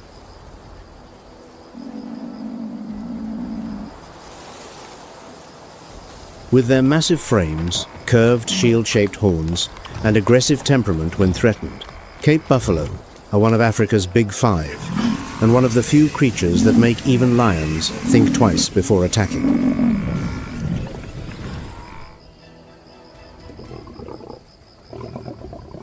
When one buffalo is set upon by lions, the entire herd turns back to mount a rescue, hundreds charging toward the attacker, horns lowered, bellowing in unison. Few species on the savanna display herd solidarity of this magnitude.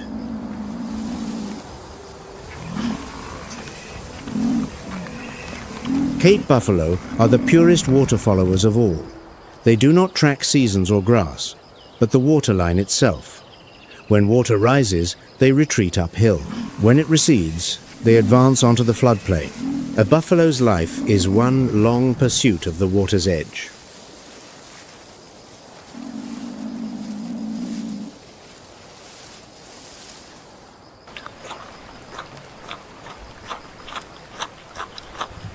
And amid the Zambesian floodplains, a pair of slender legs wades through the waterlogged grass, the grey-crowned crane, a living emblem of this half-water, half-land world.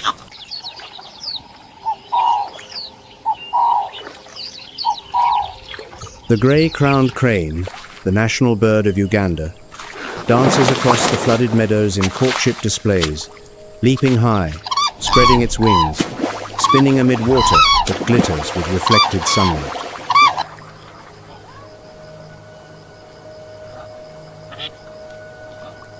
They are living proof that even in the harshest of worlds, life still finds a way to create beauty. And that beauty, like everything on the savanna, depends on water.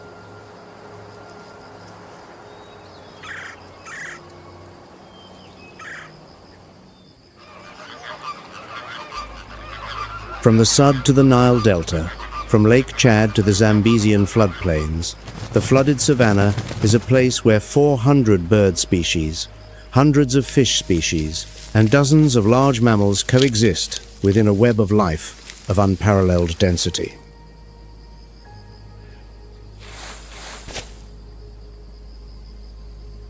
But this is also a place where the boundary between paradise and inferno is as thin as the water's surface itself. One season's blessing becomes the next season's curse.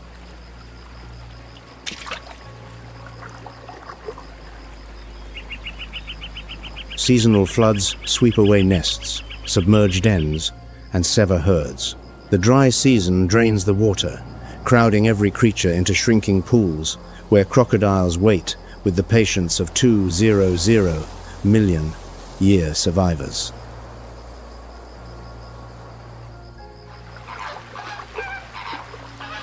Water creates the flamingo's paradise, yet it also fashions the perfect trap for the crocodile. Water sustains the buffalo herd, yet it imprisons the hippo in its mire when the dry season tightens its grip.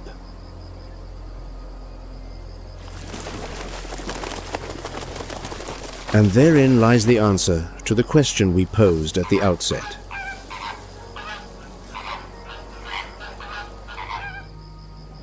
Water on the African savanna is not the enemy, nor is it the ally.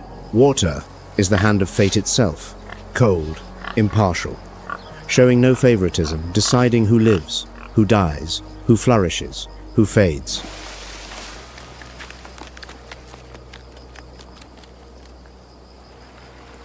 From lions controlling water holes to maintain dominance, to hyenas contesting every last pool. From the oryx that evolved to never need a drink, to elephants digging wells that rescue entire ecosystems. From flamingos that receive their beauty from water, to hippos held captive by water for life.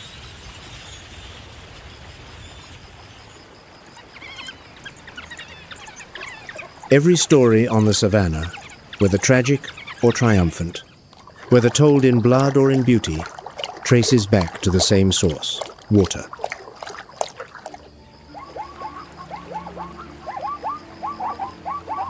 But that source is changing, and with it, the entire order that the savanna has maintained for millions of years is trembling at its foundations.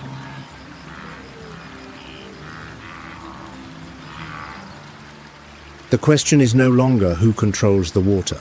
The question now is far more urgent. Will there be enough water left to control?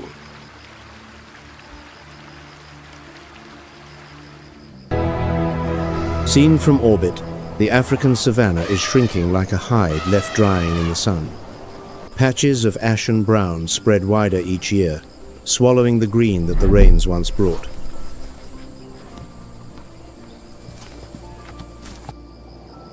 That is not a feeling. That is not opinion. That is not speculation. That is data.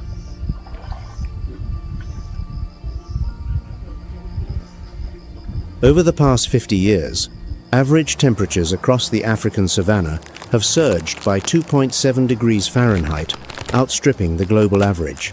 With every fraction of a degree added, evaporation from the land surface accelerates exponentially.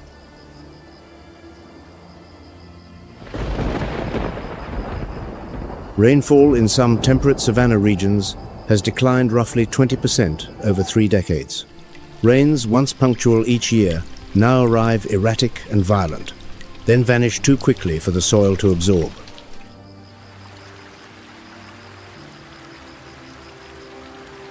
Lake Chad, once spanning over 9,650 square miles in the 1960s, now fluctuates ceaselessly, contracting and expanding in cycles that grow ever harder to predict.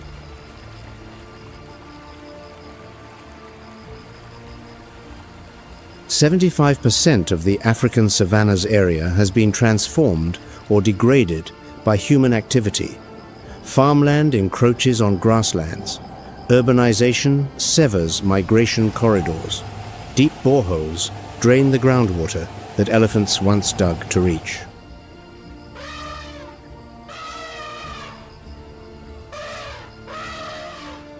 Poaching still threatens rhinos for their horns, elephants for their ivory, and African wild dogs through conflict with livestock herders. Every species lost is another broken link in the living chain that water has woven over millions of years.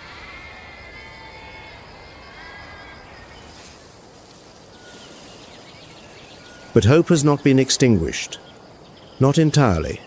Not yet.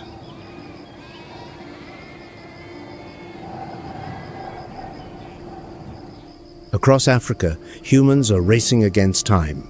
More than 300 reserves and national parks, stretching from the Serengeti to Kruger, from Amboseli to Etosha, are safeguarding the last fragments of savanna.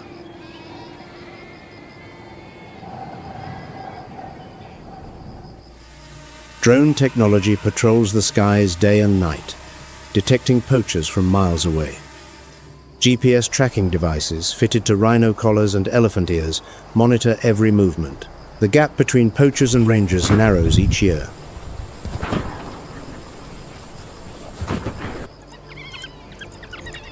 The African wild dog, once teetering on the edge of extinction, is gradually recovering through cross-border conservation programs. Migration corridors are being restored, small packs are being paired, and genetic diversity is being rebuilt.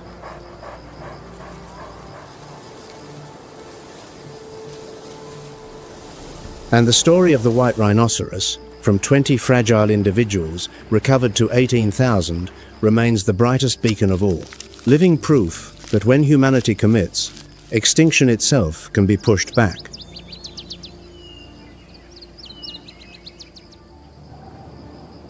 But commitment must match speed, and the pace of climate change is rapidly outrunning the pace of conservation.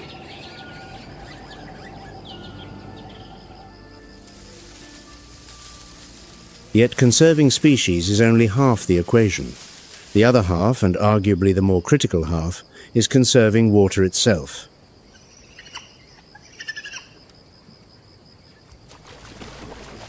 Restoring river corridors, protecting natural wetlands, limiting agricultural boreholes that tap deep into groundwater, this is not animal conservation. This is the conservation of the foundation upon which all savanna life depends.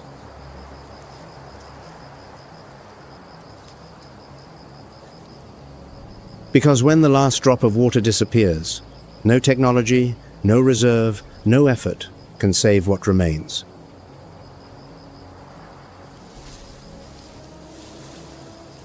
No water, no grass. No antelope, no lion. That cascade is terrifyingly simple, and every drop that evaporates is another domino about to fall.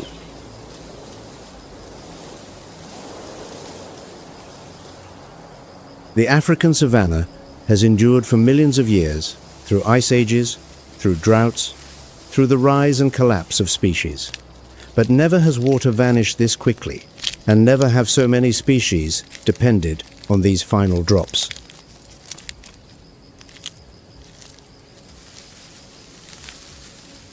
The oryx will adapt. It has endured eras far hotter than this one. The gerenuk will continue to stand on two legs, reaching for the highest leaves. But the lion, the wildebeest, the flamingo, they need water every single day, and water is disappearing every single day.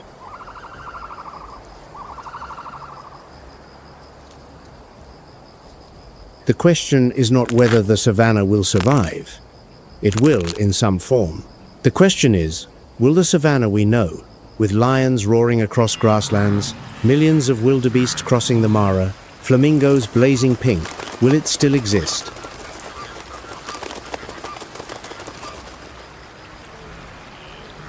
At the start of this story, we stood on the banks of the Mara River, where millions of wildebeest plunged into the murky water to drink or to die.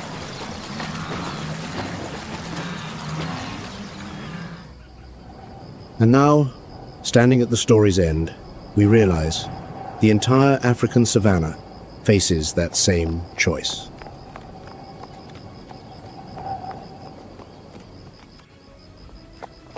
On these grasslands, water is not a right. Water is not a resource. Water is power.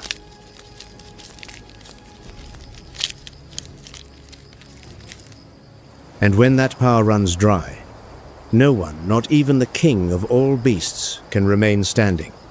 The savanna has always known this truth.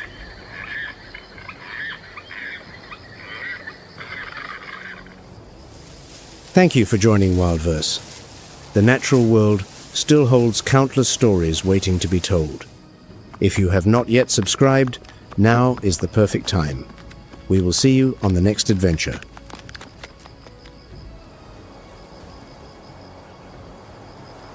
On the Serengeti, the sun sinks behind a line of acacias. A solitary herd of wildebeest drifts toward the last remaining waterhole, and in the gathering darkness, patient golden eyes are watching.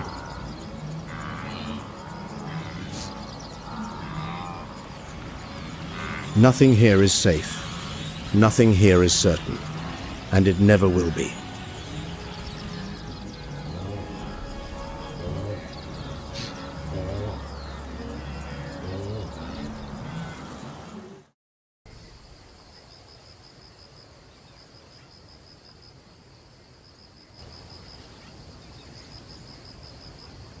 An inviolable law reigns on this savanna. Where the lion's roar is heard, its territory extends. Any who dare to cross the line will suffer the consequences.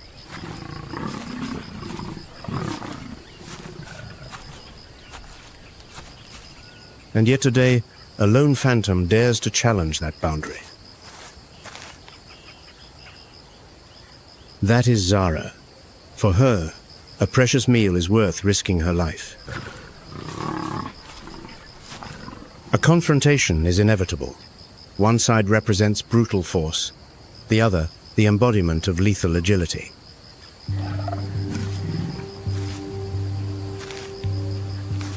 Under the scorching sun, fate has only one outcome for the weaker.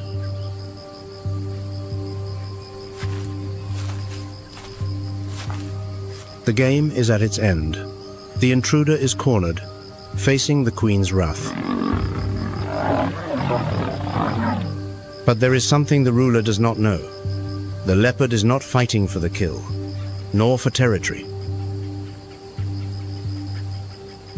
She is fighting to buy time, even if only for a few precious seconds, for this is not the battle of a predator. This is the battle of a mother, and in this fight, there is never any surrender.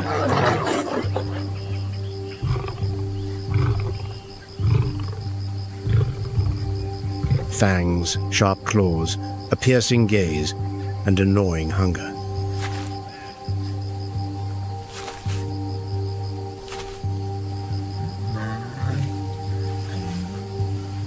Lose focus, and you will be left behind. Fierce battles erupt every day, every hour, every minute, every second. In nature, competition is not a choice. It is how life operates.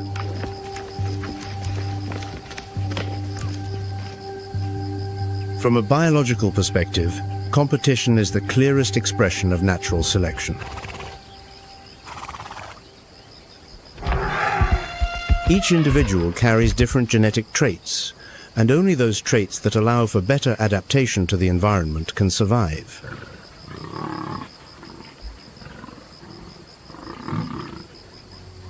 A cheetah with a slightly longer stride, a slightly larger heart, or slightly faster reflexes can be the line between a meal and starvation.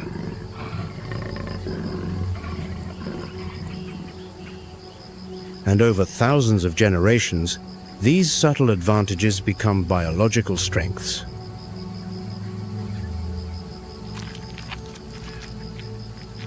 In the animal world, nothing is permanent without constant adaptation.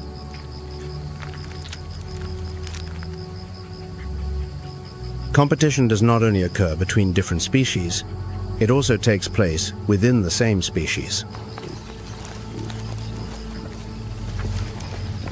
Stags clash for the right to mate. Wolf packs challenge each other for leadership. Every behavior, every body structure, every physiological trait is the result of millions of years shaped by this relentless competition.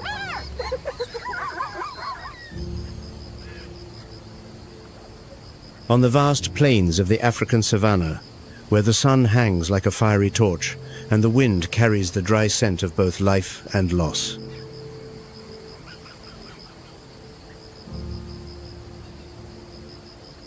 This is the lion, the uncrowned king of the wild.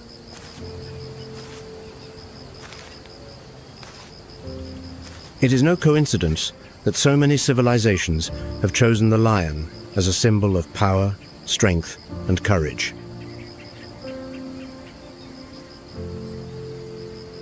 Their main role is not to hunt, but to protect the pride from rival males and sworn enemies like the spotted hyena.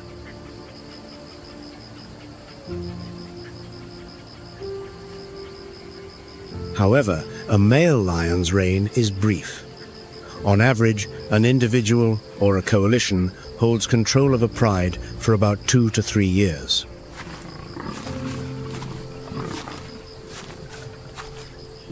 Also in the pride are the cubs and the sub-adults.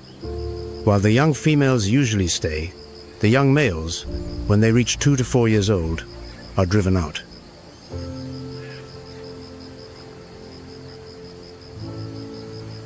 After being expelled, the young male lions live a nomadic life, often alone or in small groups. To survive, to hunt, and most importantly, to build the necessary strength, they often form coalitions.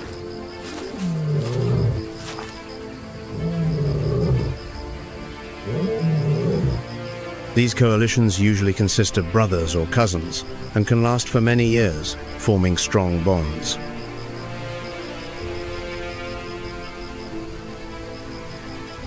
When these coalitions mature, usually between 7 and 10 years old, they begin their journey to take over a pride.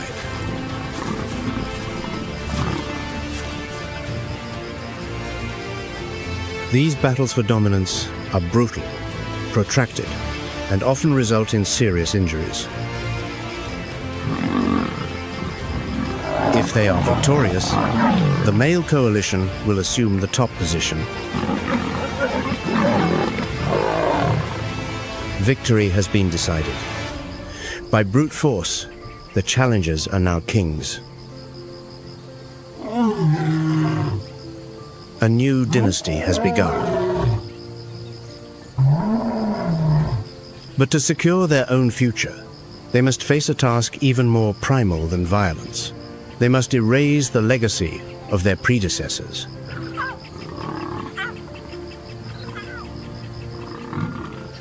Before them is the living embodiment of the past, the cubs, carrying the bloodline of the fallen king.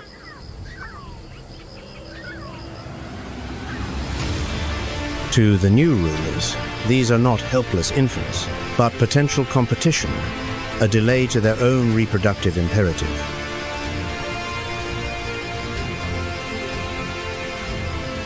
The act that is about to unfold may seem cruel to us. But in the unforgiving logic of natural selection, it is a tragic yet perfect strategy. One lineage can only continue when another must end. And on this savanna, the throne is always succeeded by an inevitable sacrifice.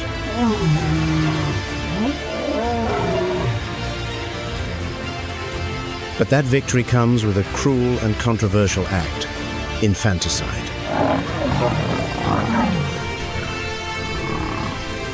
Any suckling cub, sired by the previous males, is mercilessly killed. The purpose is to bring the lionesses back into estrus, usually within 2 to 3 weeks.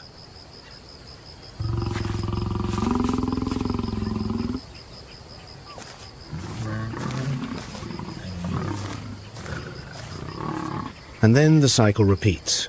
The males mate, protect the pride, and are eventually replaced by a newer, younger coalition.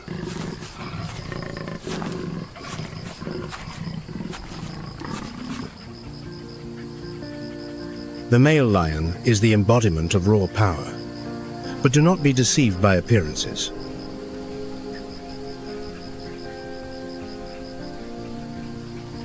In the real world of the lion, dominance does not lie in brute strength. It lies in memory, connection, and endurance.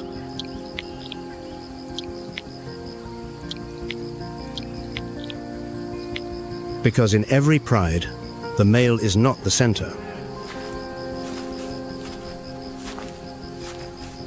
In every lion pride, the lionesses are the root of everything. Sisters, aunts, nieces born on the same land, raised alongside each other. They do not leave, do not wander, and certainly do not give up their ancestral lands to outsiders without a fight.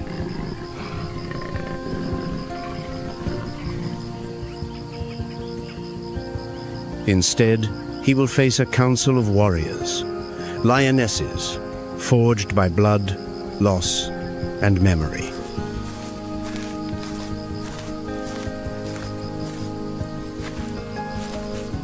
A lioness does not bow. She is born with a body made for battle. Muscle makes up nearly 60% of her body weight.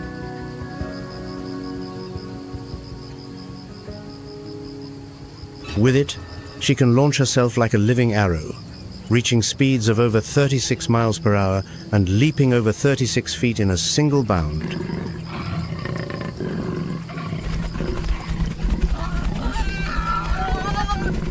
They fight not for territory, but for their young.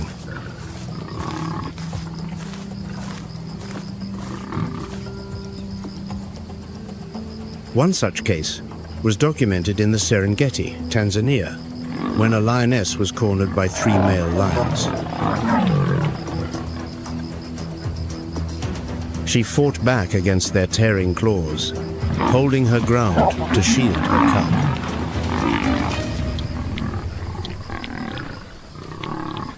However, it should be noted that attacks on adult lionesses are rare. Most males keep the females for mating.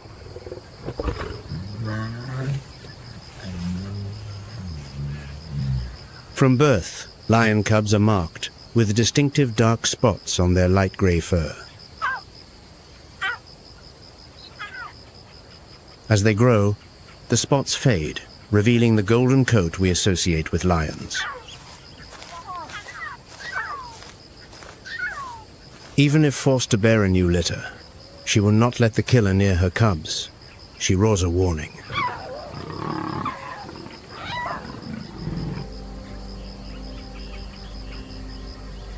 Unlike the lions who live in cohesive prides, Zara is a solitary soul. After a brief mating period that lasts only a few days, she returns to her life alone.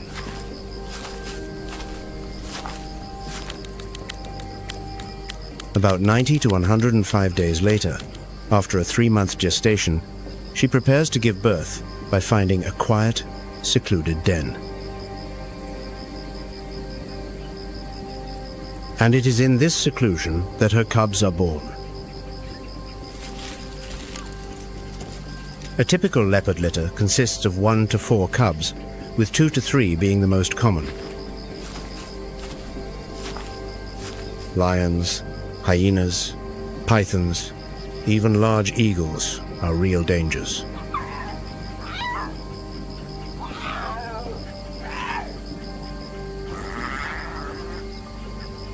It is estimated that nearly 50% of wild leopard cubs do not survive their first year. As a single mother, Zara is in a constant state of high alert.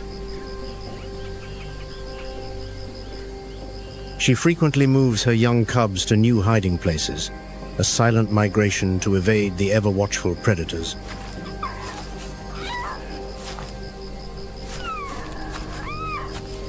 At about 3 months old, the cubs, like Quito, begin to follow their mother on hunts.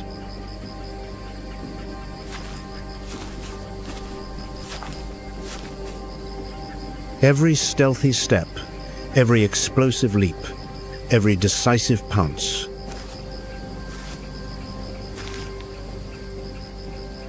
Sometimes, Zara even brings back live prey for her cubs to practice hunting.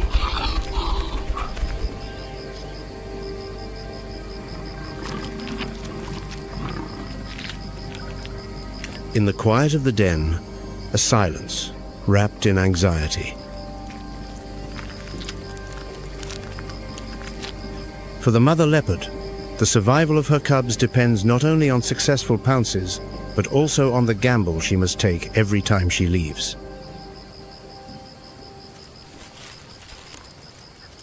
Her life is now measured not in meals, but in the precious moments of returning, and finding that, in her absence, those tiny heartbeats are still there.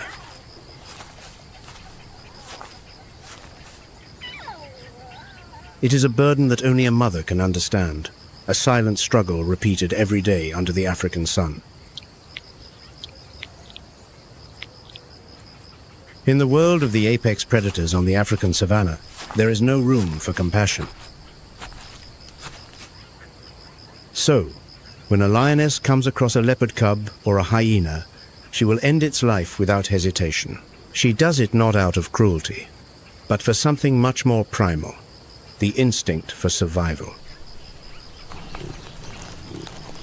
In the same ecosystem, leopards and lions hunt similar prey: impalas, warthogs, young zebras.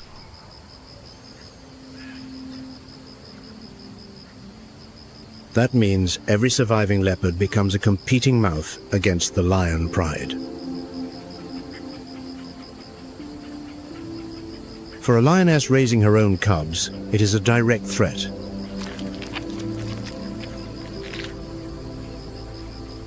A leopard cub, today, if it lives, will grow into a stealthy hunter.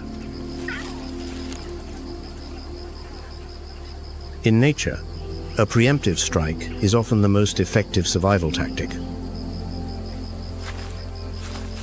But when two mothers face each other in battle, the story changes. Physically, the odds are never in the leopard's favor.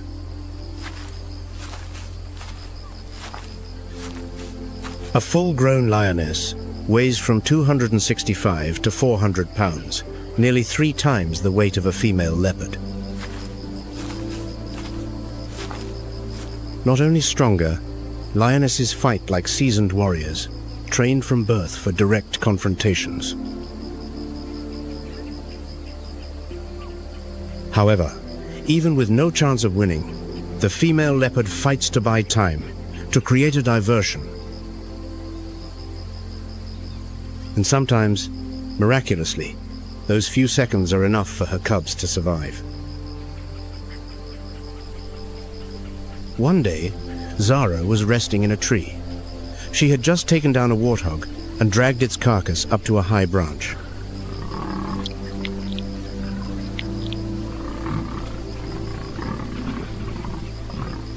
Below, Quito was slowly climbing to rejoin his mother, still young and vulnerable.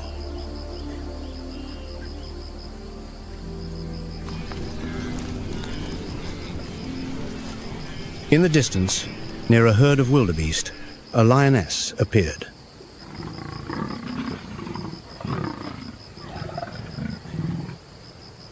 Zara quickly scrambled down, but not fast enough to escape the lioness's sharp gaze. Quito hastily squeezed into a narrow crevice in the tree, out of reach of claws and weight. The lioness, weighing about 287 pounds, twice Zara's size, stood below, growling. It carefully climbed up to where the warthog carcass was hanging, and then it devoured the meal that Zara had worked so hard for.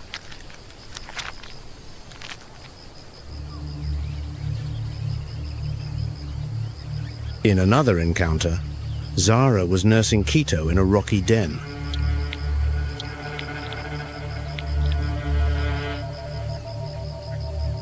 She caught the scent of a lioness.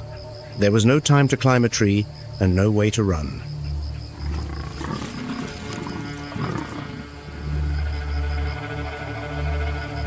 Zara stood at the entrance of the den, with Keto hidden deep in the shadows behind.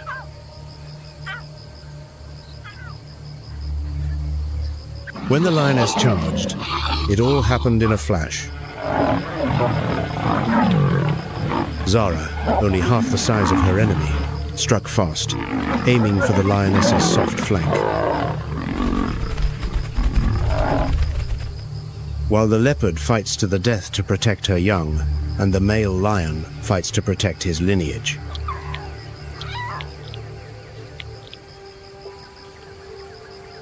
In another corner of the African ecosystem, a predator is fighting a completely different battle, not for land or lineage, but for a place in society. It is the male spotted hyena.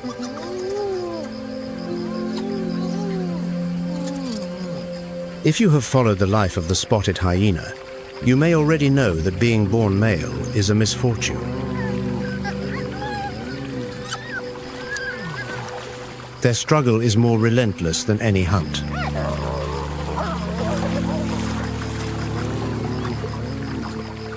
In the rigid matriarchal society of the spotted hyena, everything revolves around a female-dominated hierarchy.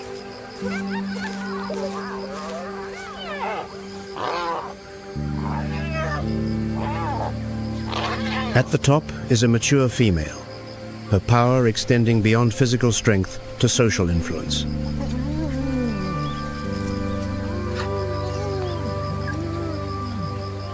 And only at the very bottom of society are the adult males. This is not symbolic.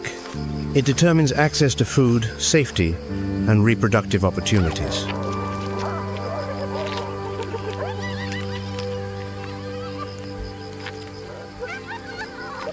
For the male spotted hyena, survival is not guaranteed. It is a reward earned through patience.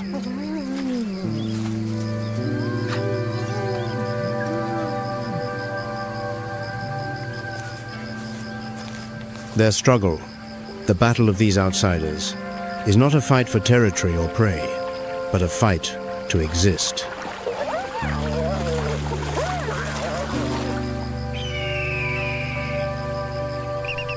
In the wild, the brown snake eagle holds a special place, not only for its fierce appearance, but also for its unparalleled ability to take down some of Africa's most venomous snakes.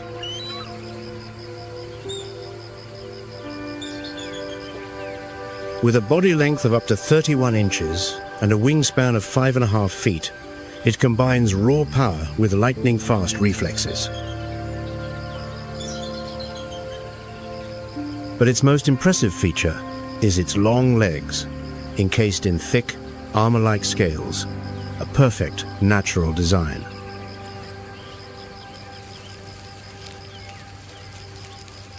More than once, the brown snake eagle has been seen subduing and dispatching creatures that are usually considered the grim reapers of the reptilian world.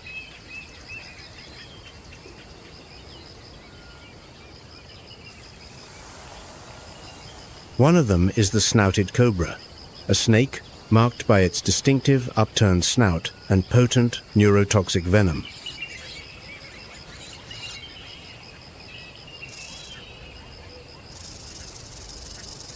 Then there is the puff adder, considered Africa's most dangerous snake, responsible for more bites than any other species.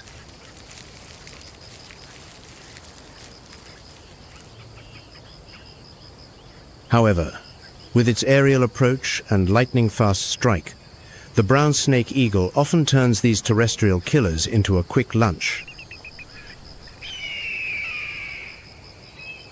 For a time, it seemed that no snake could shake the king of this sky. But then one appeared with a chilling nickname, the venomous rocket, the black mamba. Its name alone sows fear across Africa.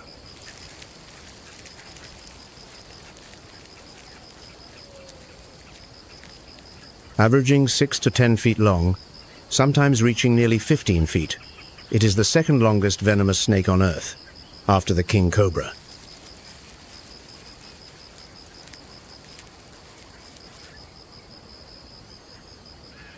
But it is not size that has made the black mamba's name. It is its speed, dizzying accelerations of 10 to 12 miles per hour.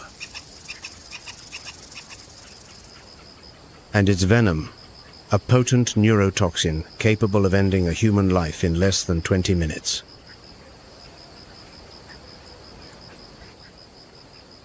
Just 2 drops are enough.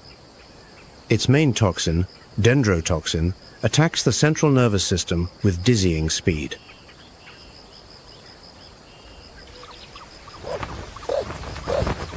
In a fateful encounter that seemed like just another routine attack, the brown snake eagle swooped down from a tree.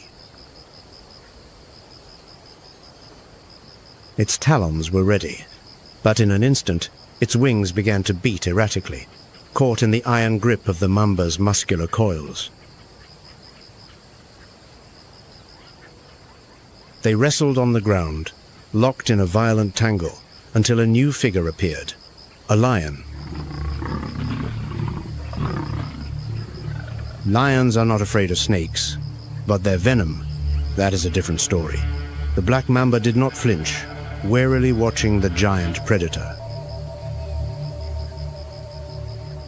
Another lioness arrived. They growled, trying to intimidate, but they did not attack. One bite could cost them a sister. Then came a powerful pounce. Sensing the danger, the black mamba released the eagle. The brown snake eagle was finally free. Ruffled and exhausted, it spread its wings to keep its distance from the pride.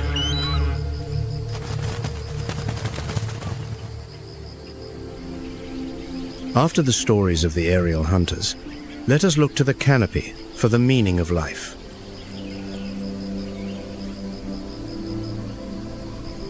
Life does not always shine brightly or last long under the open sky. Some creatures choose to live in silence, nestled among the dense branches, living a short but intense life. From the moment it lies dormant, as an egg in the damp earth, a chameleon begins its brief journey through life. Their eggs usually take from 7 to 12 months to hatch, depending on temperature and humidity.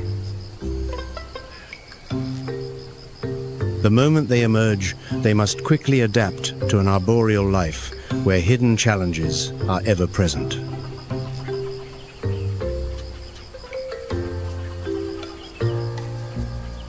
Their bodies are exquisitely designed for life in the trees.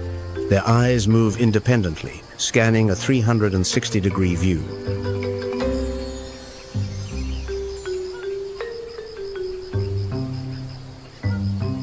When both eyes lock onto a single point, their stereoscopic vision allows them to gauge distance and strike with great precision.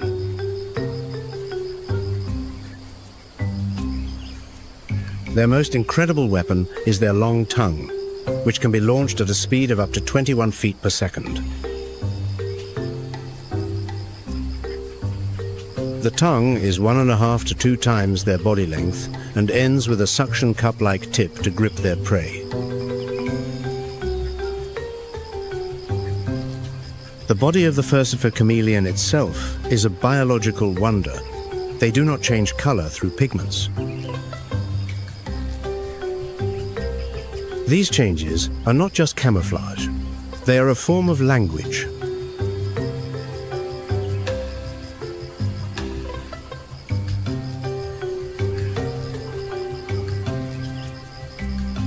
Among the most remarkable chameleon species, the panther chameleon stands out as something truly special.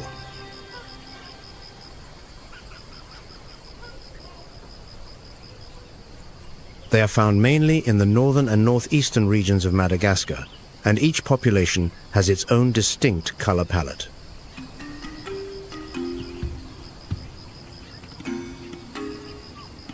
From the turquoise of nosy bee to the vibrant reds and bright oranges of amberlobe,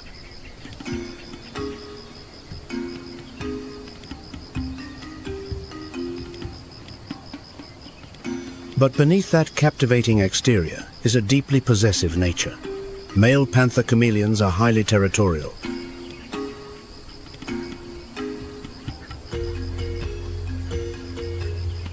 On a humid afternoon in the forest, two males confront each other on the same branch. There are no roars, no thundering footsteps, just a deep, unwavering gaze and a ready stance. Both lunge forward, butting heads like tiny aerial warriors. But a branch is not a stable battlefield. They must keep their balance. In a few seconds of struggle, the larger one gains the upper hand. It puts its weight into it and pushes the other's head.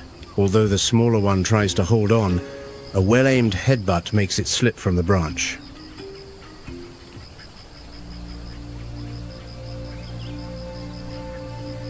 Meanwhile, in the western lowlands of Madagascar, where the dry, thorny forests stretch,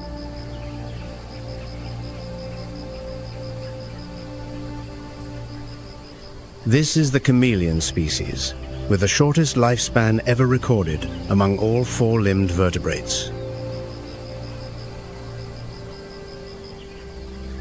In the most arid regions, their lifespan is only 4 to 5 months from hatching. It all begins at the start of the rainy season, around November. The first rains moisten the soil, awakening the eggs.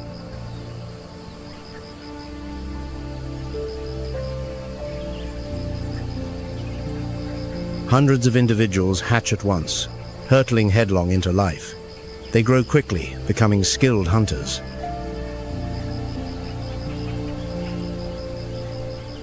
By January, while the rains are still falling, they are ready to reproduce. The female lays a single clutch of up to 11 eggs, and then both the male and female die.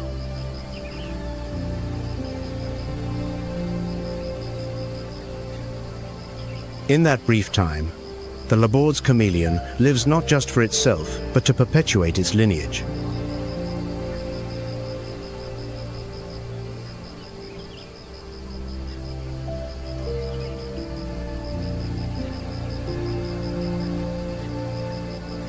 The females tend to display darker, more subdued colors with light orange streaks, a signal that they have already mated.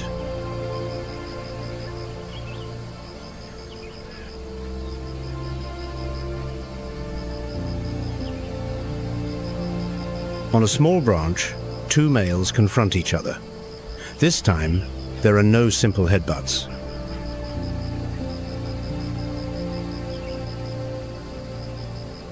Both open their mouths wide, hissing aggressively to intimidate the other, then lunge without hesitation. The larger male finally overpowers the other, butting heads, using its whole body to push its rival. In nature, it is not the strongest that survives, but the one that adapts the fastest and acts in time.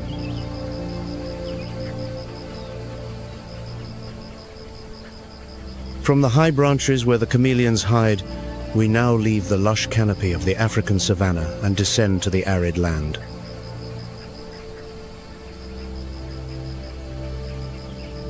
Meet the giant African bullfrog, an amphibian sumo wrestler known for its bulky body and fierce survival instinct.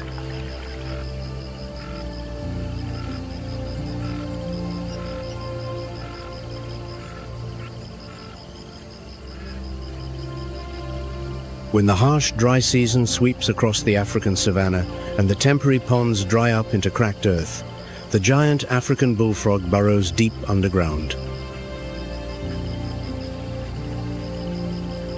Then, when the ground softens, the air cool and alive with sound, the giant African bullfrog awakens. They emerge, covered in mud, ravenous after their long slumber. It is the beginning of a new life. From a creature that seemingly sleeps underground during the dry season, the giant African bullfrog transforms into a mighty warrior of the rainy season.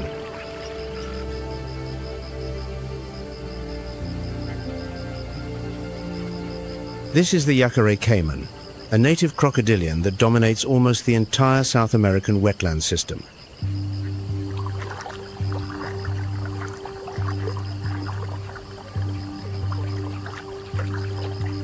About 6 to 8 feet long, and sometimes reaching 10 feet with a weight of over 132 pounds.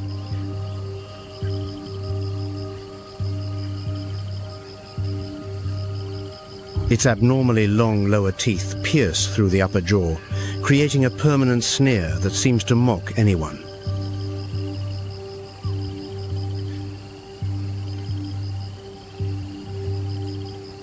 But it is not for attack. It is a warning. Perhaps both predators know exactly how dangerous the other is.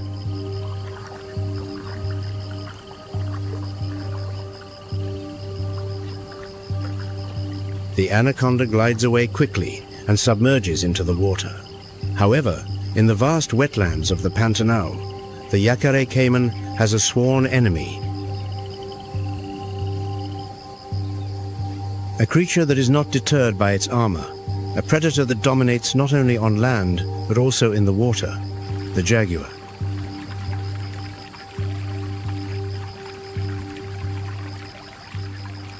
The largest cat in the Americas, and the only member of the genus Panthera, known to be a subaquatic predator, weighing up to 220 pounds. And notably, it does not always aim for the throat, like other felines. Instead, it often bites directly into the skull.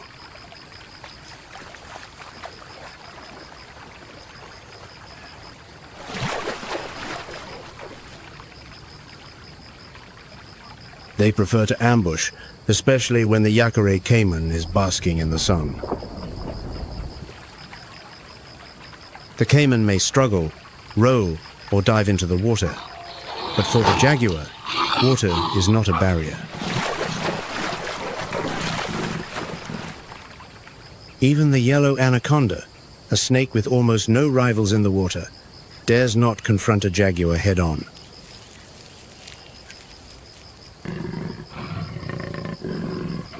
The jaguar lives a solitary life, silent and brutally efficient. In the Pantanal, there is no single absolute ruler.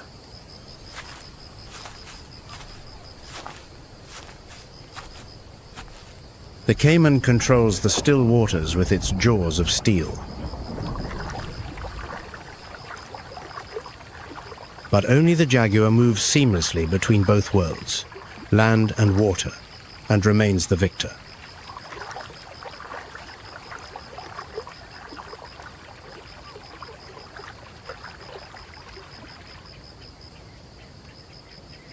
Although known as the big cat with the most powerful bite, over 1,500 pounds per square inch, the jaguar does not hold the title of the largest big cat.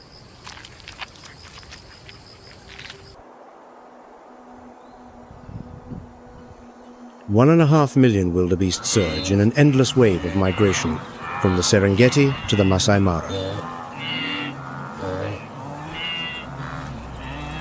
5 million antelope sweep across the vast grasslands between South Sudan and Ethiopia.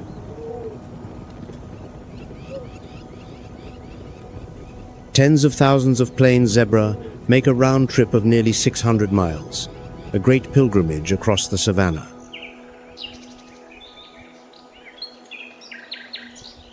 The migrations of the savanna. From world-renowned odysseys to silent journeys, they keep the pulse of the African wild forever in motion.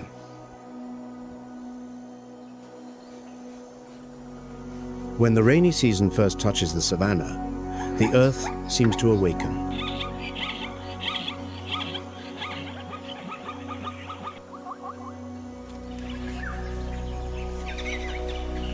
African elephants leave the arid grasslands, seeking water before it is too late. Zebra travel hundreds of miles, with lions stalking them at narrow passes. Spotted hyenas follow silently, watching for the blue wildebeest that fall behind in the great search for life. Thompson's gazelles follow in the footsteps of the pioneers, but always with an unease at the lightning speed of the cheetah. They cross savannas, woodlands, and wetlands. Every step keeps the rhythm of Africa alive and unbroken. Migration, a search for life that repeats with the seasons or over the course of a lifetime. For many species, it is instinct. For others, it is a flexible choice, shaped by physical condition, climate, or ecological pressure. But whether obligatory or optional, they all leave their current home to find a better place for breeding, feeding, or escaping harsh conditions.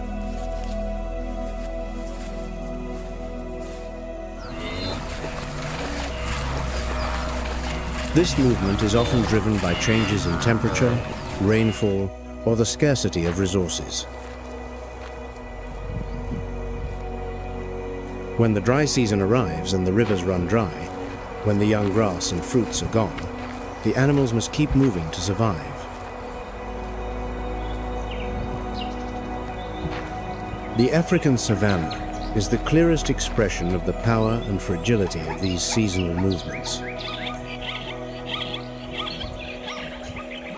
Here, the vast grasslands seem to stretch endlessly, where the earth and sky carry the eternal rhythm of fire, rain, and rebirth.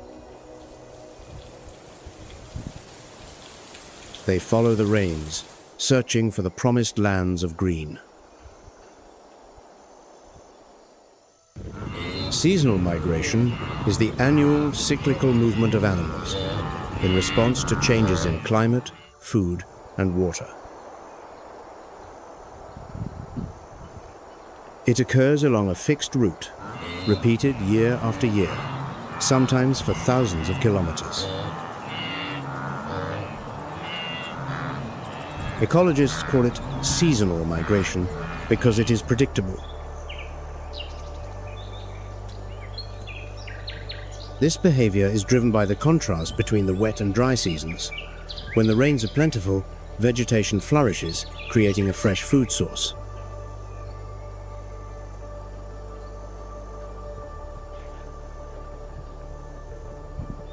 When the rains subside and the grass withers, the animals retreat, returning to safer areas, sometimes the very places they left months before.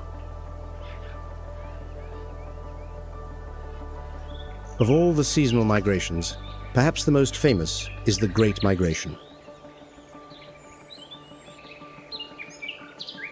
In the Serengeti ecosystem, which spans over 12,000 square miles across Tanzania and Kenya, one of the largest and most spectacular migrations on Earth takes place. Millions of blue wildebeest move in a great arc, along with hundreds of thousands of Thompson's gazelles and zebras. Each year, this four-legged caravan travels about 500 miles in a closed loop, searching for water, fresh grass, and safe breeding grounds. On this journey, Grant's zebra is the silent pioneer, clearing the path. This is the smallest subspecies of the plains zebra, and also the most numerous in East Africa. Unlike the wildebeest, they do not instinctively follow the path of the rains. Their journey has a clearer purpose, and above all, it is strategic. Grant zebras have a hindgut fermentation digestive system, allowing them to process the old, coarse grasses that wildebeest often avoid. As those layers of grass are trimmed by the zebra's sharp teeth, the soft, young shoots beneath are exposed, ready for the grazers that follow. There seems to be a perfect but unspoken coordination, as the two species make the most of the vegetation without direct competition. They have a strong memory of the landscape, of the great rivers, of which banks are less steep and where there is more grass than rock. The combination of natural instinct and spatial memory forms a living network of information within the herd.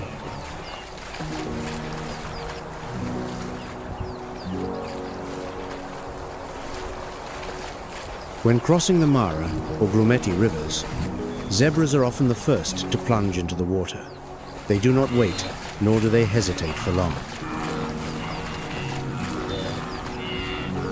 This behavior inadvertently becomes a signal for the other migrating species, keeping the migration from descending into chaos. The zebra's social structure also helps protect the entire herd from predators. When traveling with wildebeest, the two species create a flexible warning system. Grant's zebras detect threats with their keen eyesight and hearing, while wildebeest are more sensitive to smell and movement. Together, they significantly reduce the risk of being ambushed by lions, leopards, or spotted hyenas.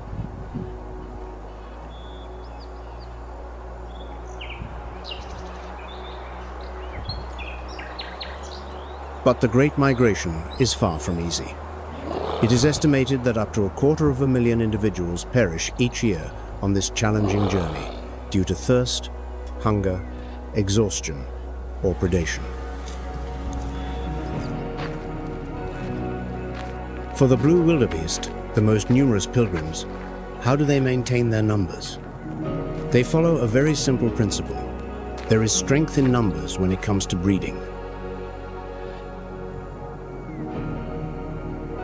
From January to March, on the southern plains of the Serengeti, about 500,000 calves are born in just a few short weeks. This synchronized birthing is an evolutionary strategy designed to overwhelm the predators. When so many young are born at once, the chances of survival for each individual increase. No matter how agile and cunning the predators are, they cannot possibly catch them all. Within minutes, its slender, trembling legs have lifted its small body upright, and within 15 minutes, it is able to run alongside its mother.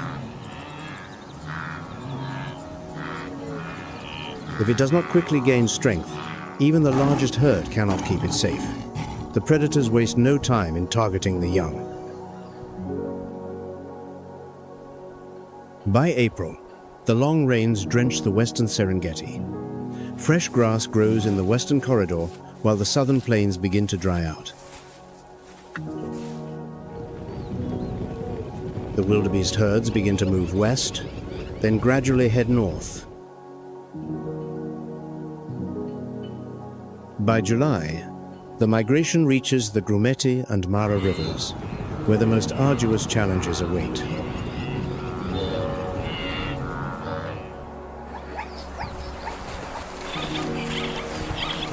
These rivers are not only deep and fast-flowing, but are also home to Nile crocodiles up to 16 feet long, lying in wait beneath the surface. As the wildebeest herds pour into the water, chaos erupts. The sounds of bellowing, splashing water, and snapping jaws echo along the banks. Thousands are lost in just a few hours. But the survivors continue to press north towards the Masai Mara, where the grass is still green and recent rains have filled the waterholes. From September to October, the herds temporarily settle in the Masai Mara. But this respite is brief, and this land is not just green grass.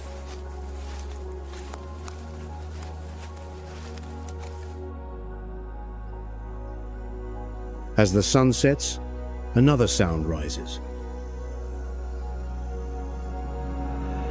The laugh of the spotted hyena.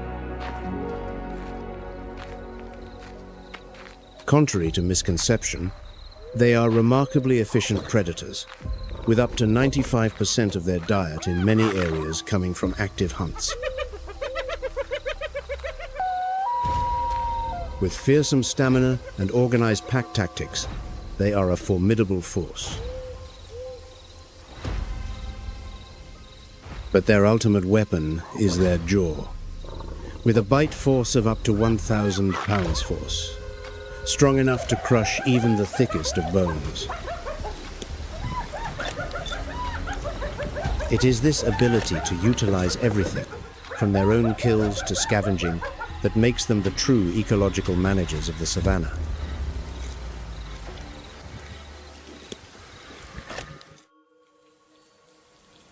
By November, the short rains return to the southern Serengeti. The land once again changes color. Fresh grass begins to sprout, and the wildebeest herds silently return. No command is given. No single individual leads the way. But somehow, the entire herd moves in consensus. Year after year, they return to the same familiar stopping points, following the old trails. However, not every individual migrates. Some small groups stay year-round, near reliable water sources. This shows that migration is not an absolute instinct.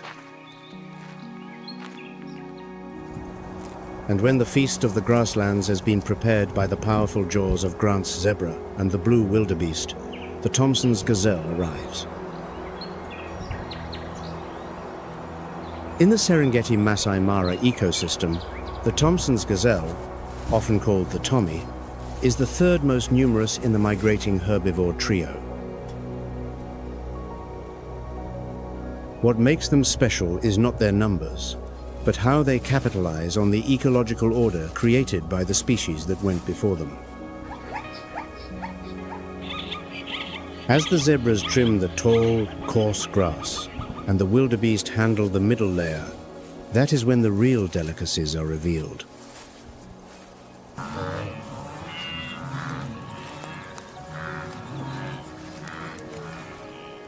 The soft young shoots, the green buds, and the tender leaves right at ground level. That is when the Thompson's gazelle comes into play. Although part of the Great Migration, the Thompson's gazelle follows a much shorter and more flexible route than the others. They tend to stay in the southern Serengeti longer, especially after the rainy season ends. Thanks to their high drought tolerance and specific dietary needs, they do not need to travel far for food. However, the Tommy still depends on surface water, and this is the limiting factor for their range. As the streams gradually dry up, they adjust their route, but always within a manageable range. The stotting behavior, leaping high into the air on all four legs, is not just a sign of alertness, but also a warning signal to the herd. With a top speed of up to 43 miles per hour combined with zigzagging leaps to evade, they are not an easy target. But even that may not be enough to deter a cheetah.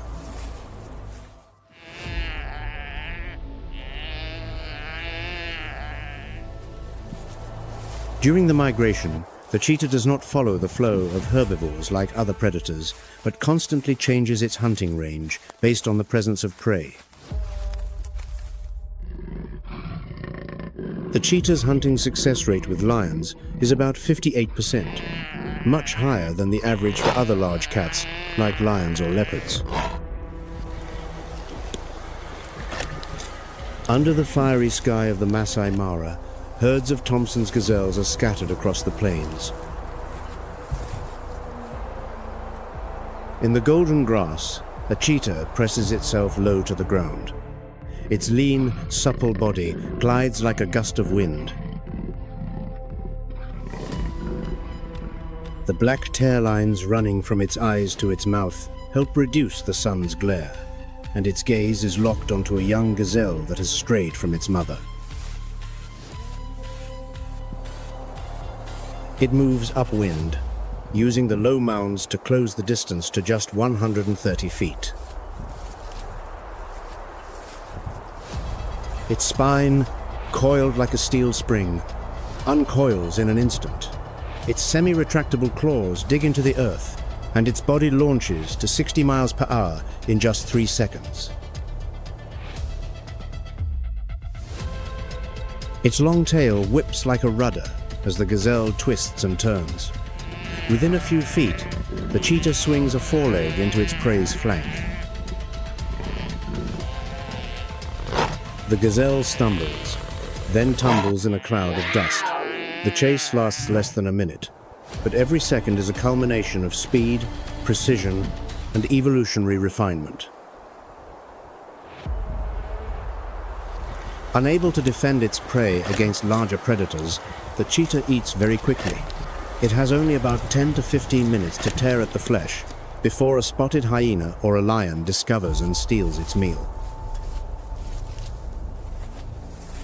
It chooses to abandon its prey and retreat, not out of weakness, but as a survival strategy to conserve energy and live to hunt another day.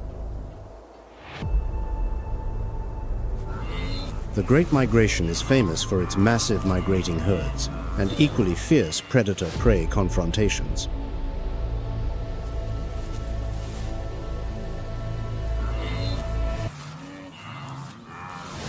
It is the law of nature. The strong continue the journey, and the weak are left behind. But Africa still holds other migrations, the raw gems of the wild. Among them is the Liuwa plain migration, the second largest wildebeest migration in Africa. Unlike the perilous journey of the Serengeti, Liuwa has a gentler feel, more like a collective pilgrimage to the promised grasslands. However, the goal remains the same, to find a safe place to breed and enough food to raise the next generation. Around October, when the first rains begin to soak the cracked earth, the grasslands of Liuwa awaken. From all directions, over 45,000 blue wildebeest, along with herds of plains, zebra, and smaller lechwe antelope, begin their journey south. The Liuwa migration may lack the grand spectacle of the Serengeti, but its very quietness lends it the feeling of a pilgrimage.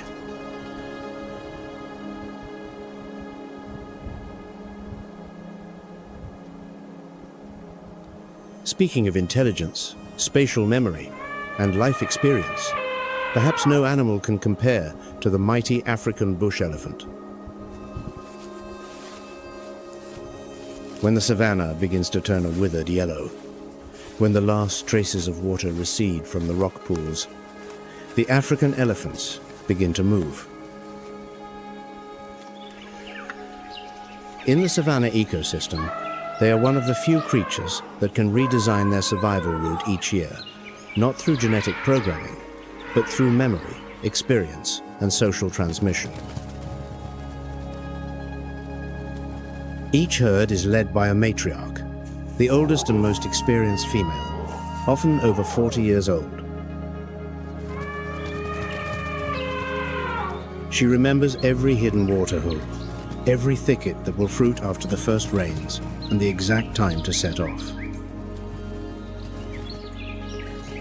Her herd can travel 30 to 50 miles in a single night to reach water, even when there are no signs on the surface.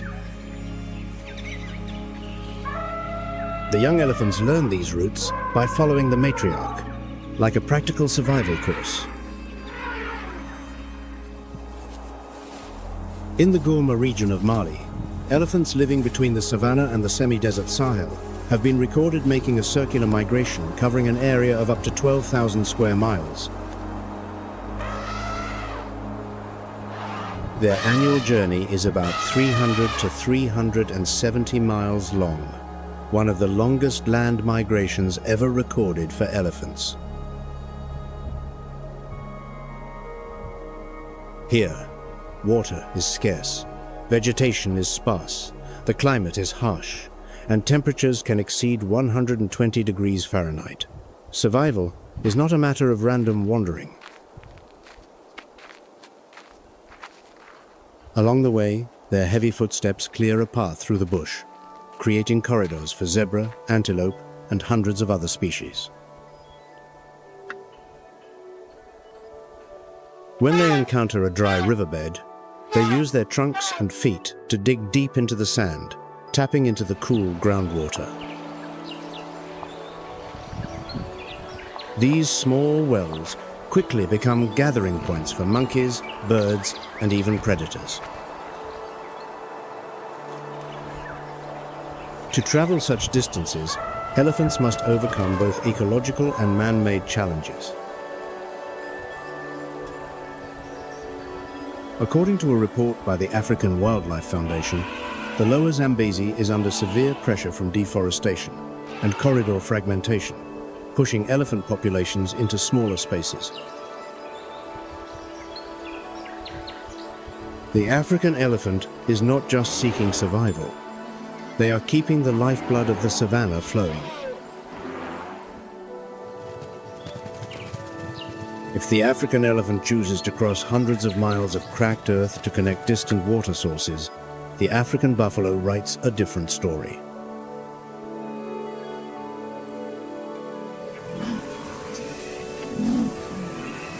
Their journey consists of short, deliberate movements, each shaped by a survival strategy honed over thousands of wet and dry seasons.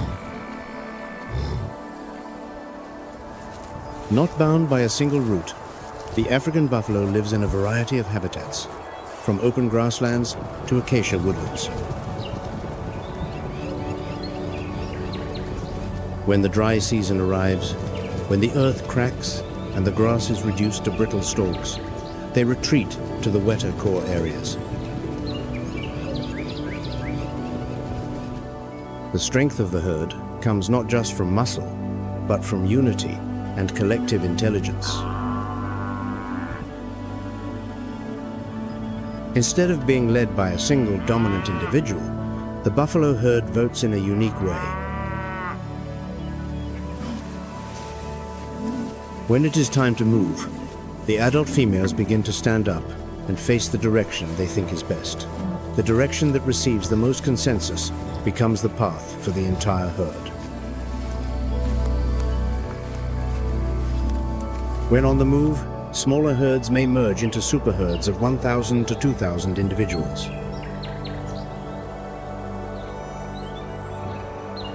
Such a massive gathering is a natural defense strategy. A buffalo herd with thousands of eyes, thousands of curved horns, is an almost impenetrable wall. However, not all African buffalo herds migrate.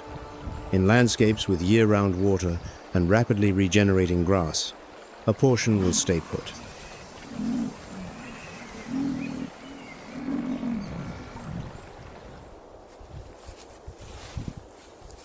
Across the vast habitat network of the Kavango-Zambezi-Kaza Transfrontier Conservation Area, lions move as silently as ghosts, tracking every shift of their prey. When the rainy season disperses the African buffalo, a lion's home range can expand to over 270 square miles. However, in the dry season, their range can shrink to just 40 to 115 square miles, concentrating around waterholes and floodplains where prey gathers. The presence of prey determines up to 75.9% of the space lions used, followed by proximity to water sources. The midday sun beats down on the golden grasslands. The ground trembles under the heavy tread of the buffalo herd. From a distance, figures press themselves to the ground, weaving through the acacia bushes. They are the lionesses, the primary hunters of the pride. They do not attack head-on, but split into multiple directions, moving upwind. Two on the left flank deliberately reveal themselves, herding the buffalo closer to the ambush point. A surprise pounce shatters the silence. One lioness lunges forward, her jaws clamping onto the throat. Another clamps down on the muzzle to cut off the air supply. The buffalo gradually succumbs to the combined weight of multiple attackers.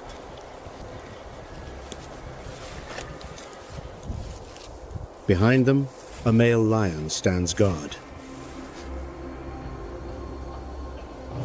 Its thick mane is not just an armor that partially protects its neck from the horns, but also a powerful symbol of health and dominance. Females often favor males with darker, denser manes, and it is also a warning signal to other challengers. Male lions rarely lead the hunt, but they are crucial for the pride's survival. They are a living deterrent, the protection in battle. They also possess a unique tool, the roar. Low and powerful, a lion's roar can carry for up to 5 miles, marking territory and maintaining contact. Lions do not strictly follow the migrations, but they always track the movement of their prey between habitats.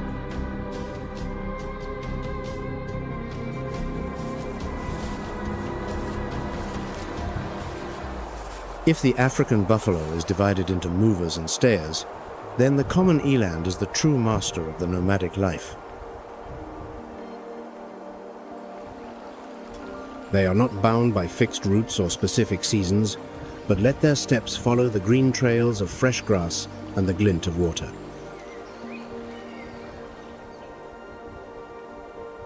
The common eland is the largest antelope, with a shoulder height of nearly 6 feet and a weight that can reach nearly a ton.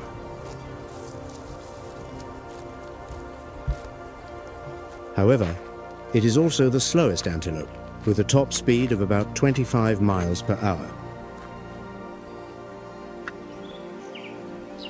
The eland does not defend a territory. When the rains come, they quickly move to areas where fresh grass has sprouted. But when the rains stop and the grass withers, they move on. Their path may lead to open woodland, granite hills, or thorny bushland.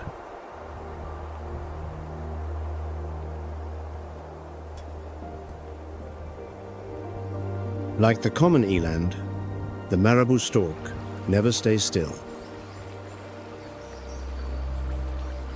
But while the eland chases the green of new grass, the marabou stork seeks the carcasses of the less fortunate.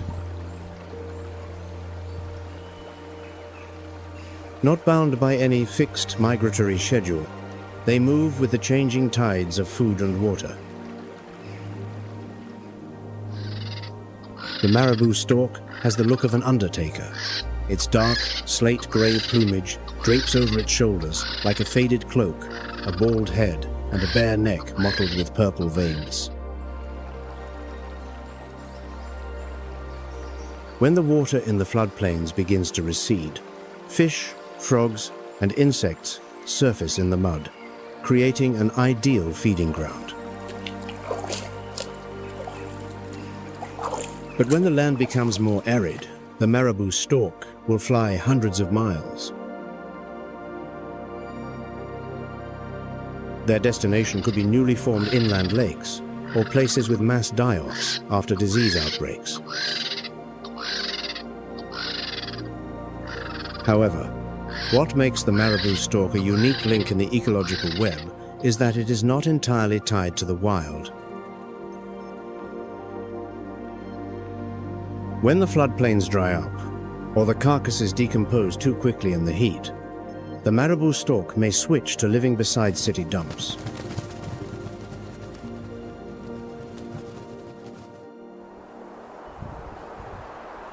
If the marabou stork evokes the image of a crude scavenger, then the lesser flamingo is its perfect opposite. Slender, brilliantly pink, and as graceful as a dancer on the water. Where the sun bakes the pale, mineral-rich lakes and a salt crust forms on the mud, the world's most numerous flamingo species undertakes its mysterious migrations.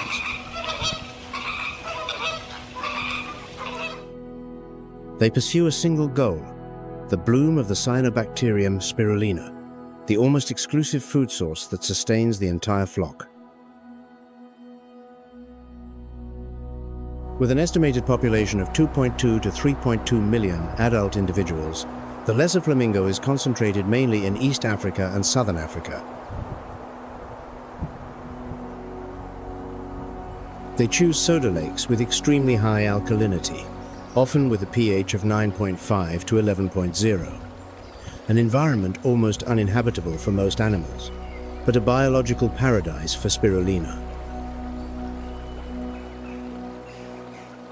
When the spirulina levels in a lake begin to decline, the flamingo flock departs almost in unison for another, more promising lake.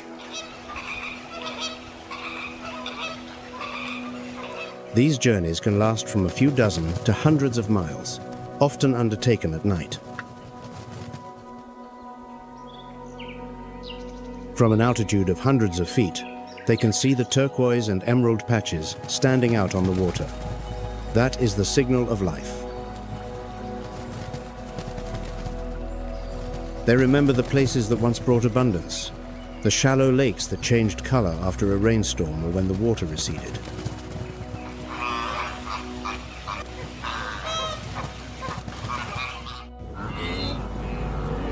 Not all migrations in Africa echo with the hooves of millions, or are followed by enormous clouds of dust.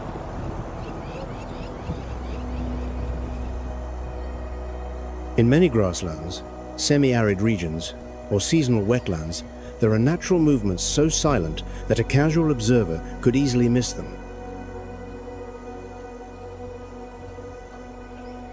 Ecologists describe some of these as subtle, sometimes partial, or lacking complete synchrony dispersal migrations. These movements are often limited to a range of just a few dozen miles. They occur in scattered patterns. The species involved often include the springbok, some populations of reedbuck, and many locally migrating grassland or water birds. This is the springbok. Its current population is estimated at around 2 to 2.5 million individuals. It follows a loosely defined regional migration, just enough to escape the dry heat and just enough to regain vitality in pockets of young grass. In an environment of constantly changing temperature and humidity, it does not migrate on a fixed schedule, but changes its location according to an irregular ecological rhythm. A single unseasonal rain is enough to change its direction.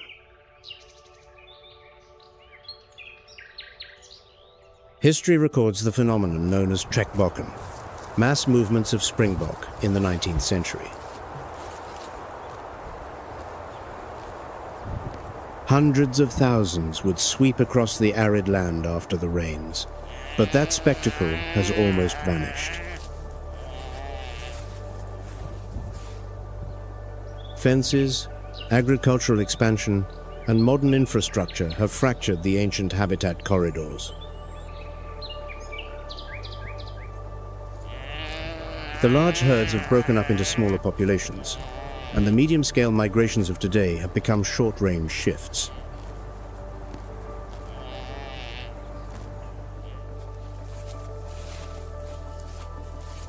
Waiting for them there is the African leopard. Without the collective strength of the lion or the incredible speed of the cheetah, the leopard holds a unique position in the wild. It is built on the skills of a solitary hunter and an almost unparalleled ability to adapt to any change in its surroundings. Whether in the dense forests of Central Africa, the grasslands of the Serengeti, or even on the outskirts of expanding cities, this species is recorded. This diversity of habitat also means a much more flexible lifestyle. When food becomes scarce, they can switch from hunting antelope to catching porcupines. Their non-selective diet allows them to seize every opportunity, from small antelopes and monkeys to birds and rodents. Combined with their extraordinary ability to camouflage, they can approach almost invisibly until the moment of their lightning-fast attack. Scientific records show they can drag prey more than twice their body weight up a tree over 16 feet high. Each branch becomes a larder, keeping their prize safe from opportunistic thieves like spotted hyenas or lions.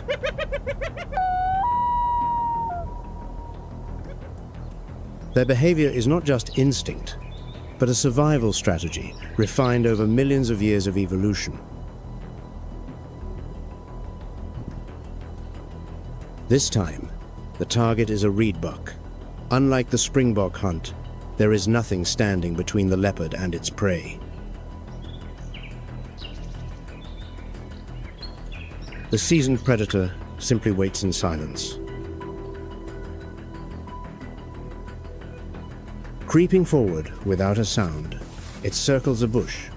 When the distance closes to about 6 feet, it lunges, a single bite to the neck.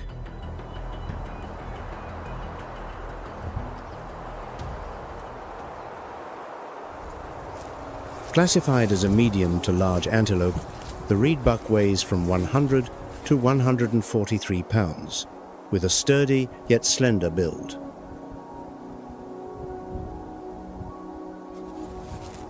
It is typically found in moist savannas, riverine grasslands, marsh edges, or seasonal floodplains.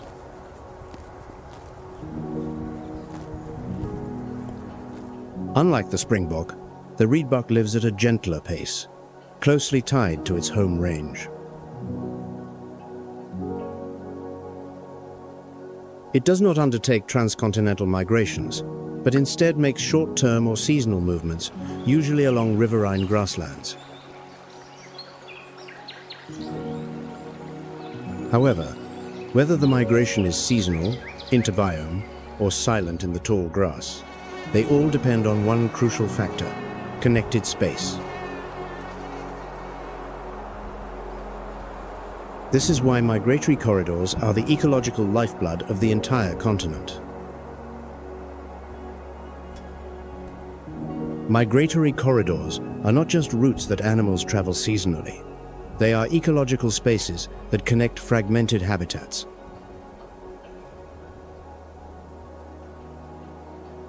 They help maintain genetic integrity, ecological balance, and population stability, and, most importantly, increase resilience to climate change.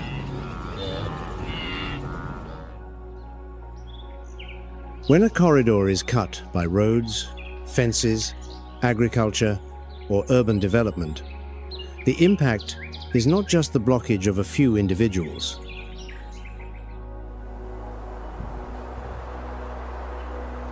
It means population fragmentation, loss of genetic diversity, lower reproductive rates, and in many cases, local decline. The Kavango-Zambezi Transfrontier Conservation Area, CAZA, which spans the intersection of Angola, Namibia, Botswana, Zambia, and Zimbabwe, is the largest transboundary wildlife corridor in Africa. Beneath a seemingly endless horizon, a secret world operates on its own ancient terms. This is more than a landscape. It is an arena, vast and primal, governed by rules written long before the dawn of humanity.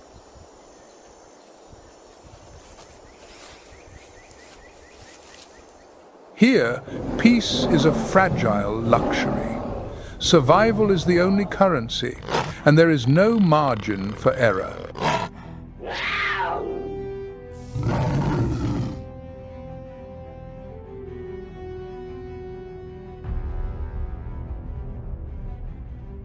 Apex predators watch in silence, their patience measured in the whispers of the wind.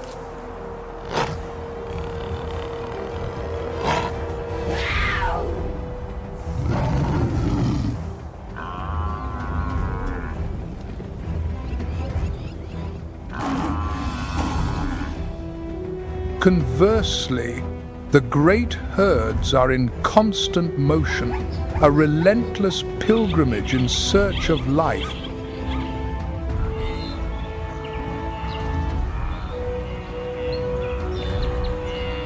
Welcome, then, to the greatest theater on earth, where the script is written not in ink, but in blood and instinct.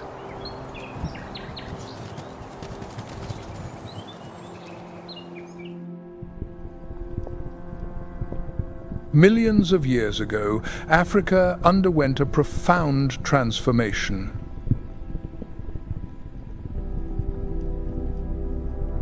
The lush forests receded as the climate grew more arid, more unforgiving. This dramatic shift compelled an entire ecosystem to evolve.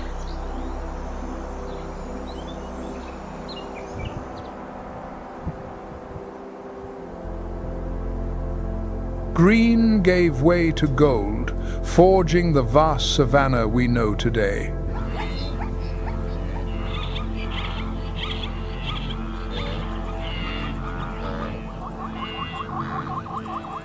Many species, unable to adapt, vanished into extinction.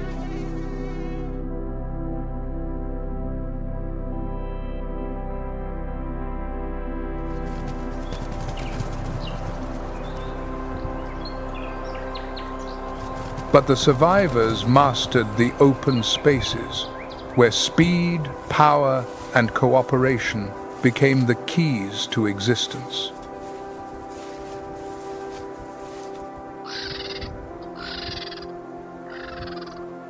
Migration we witness still.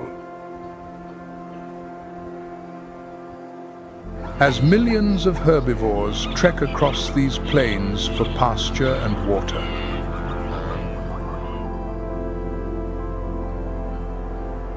The evolution of its apex predators is another remarkable chapter in this story, shaping the land's delicate equilibrium.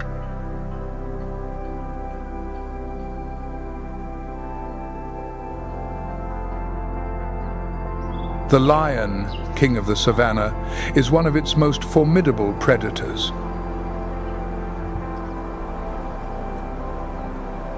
Unlike many other great cats, they are social creatures, living in prides.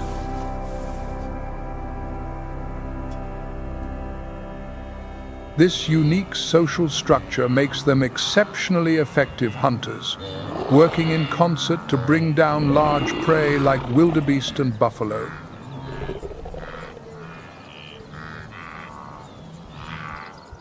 The lionesses are more than hunters. They are masters of military tactics. A flawless ambush, a breathtaking display of precision and discipline. While thousands of wildebeest trust in the safety of numbers, the queens of the grassland have already locked onto their target.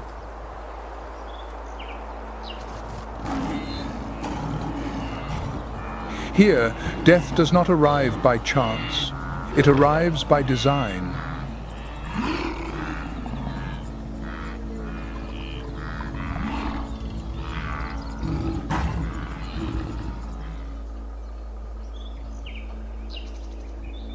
The male lion, meanwhile, leads a life of constant vigilance. His incredible strength is dedicated to a single purpose: to shield the pride from rivals, securing the territory and its young.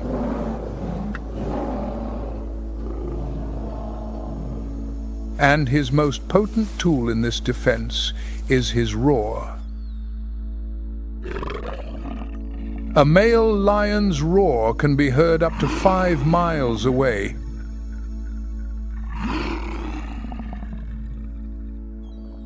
In the Serengeti, lions take thousands of wildebeest and zebra each year, playing a vital role in regulating herbivore populations and maintaining the health of the ecosystem.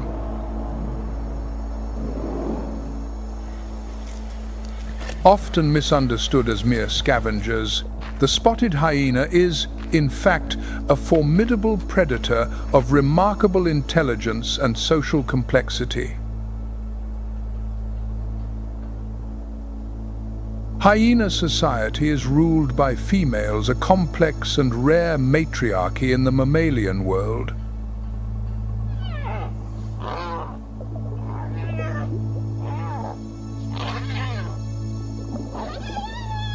The lead female is not only larger and more powerful than the males, but she also passes her social rank down to her.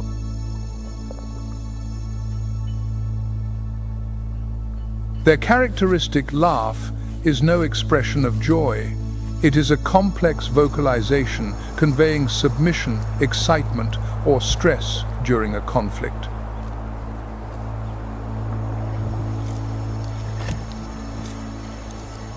If lions are royalty, then spotted hyenas are the shrewd masters of the underworld. Forget the caricatures you may have seen. These are hunters whose success rate can exceed that of lions. Hunting as a clan, hyenas use coordinated strategies to isolate weaker individuals.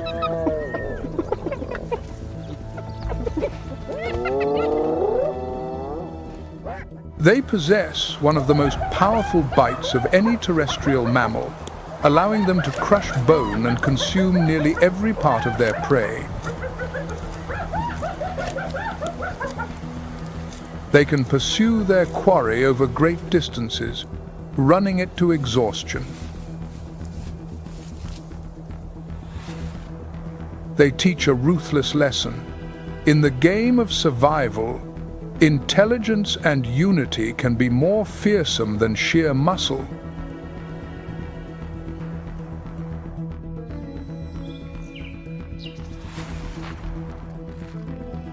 And by cleaning the plains of carrion left by other predators, they help prevent the spread of disease, keeping the ecosystem healthy. If the lion is king and the hyena a master strategist, then the cheetah is the savanna's spirit of speed. Unlike lions, cheetahs are solitary hunters. The fastest land animal on the planet, the cheetah is engineered for acceleration, capable of reaching speeds of over 70 miles per hour.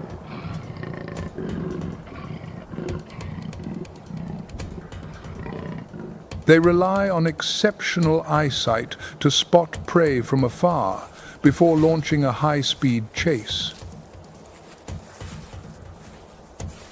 This vision is aided by a unique adaptation: the long, black lines that run from the corners of their eyes to their mouths, often called tear marks.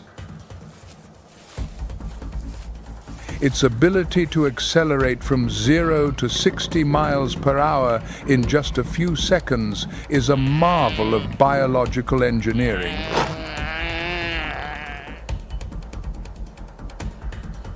These are not for decoration. They function like natural sunglasses, reducing the sun's glare and allowing the cheetah to focus on its prize in the harshest midday light.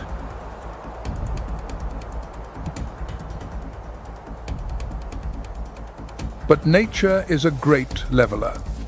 The cheetah can only maintain this explosive pace for a short time before its body overheats.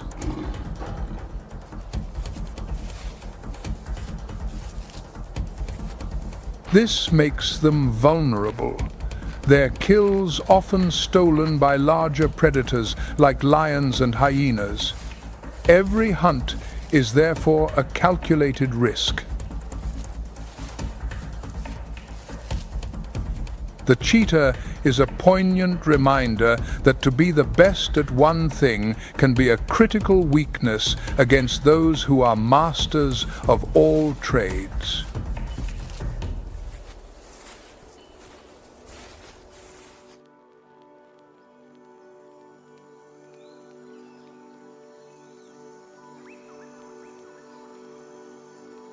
With only around 7,000 individuals left in the wild, the cheetah is classified as vulnerable, threatened primarily by habitat loss and conflict with humans.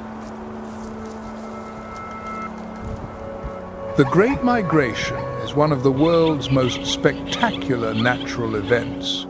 An endless cycle of movement covering nearly 600 miles through the Serengeti in Tanzania and into the Masai Mara in Kenya.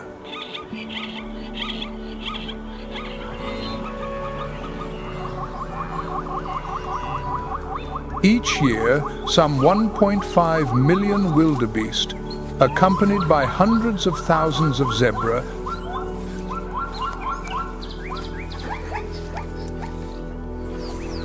begin this great pilgrimage in search of fresh grazing and water. This alliance between wildebeest and zebra is no accident. They are perfect partners.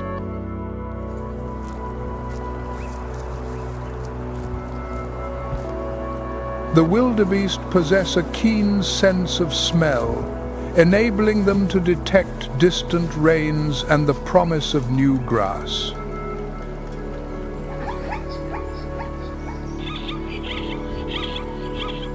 The zebra, in turn, have a remarkable memory for migration routes and safe watering holes.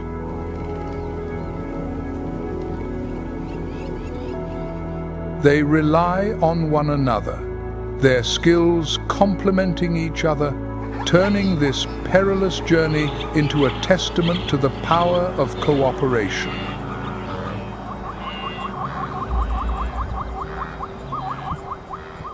This migration, driven by the rhythm of the wet and dry seasons, is the ultimate expression of nature's great cycles, an eternal dance between life and death. And yet they must go on. To stand still is to perish.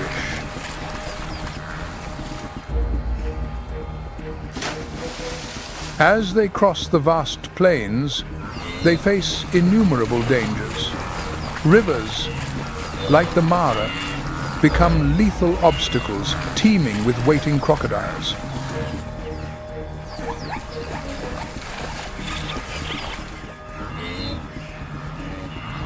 The sacrifice of the many on this journey becomes the sustenance for the apex predators, fueling the food chain and preserving the savanna's fragile balance.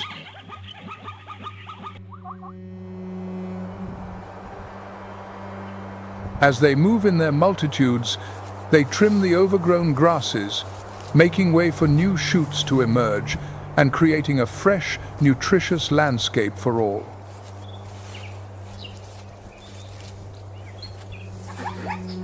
On the savanna, these grazers are more than just prey. They are the gardeners of this great landscape.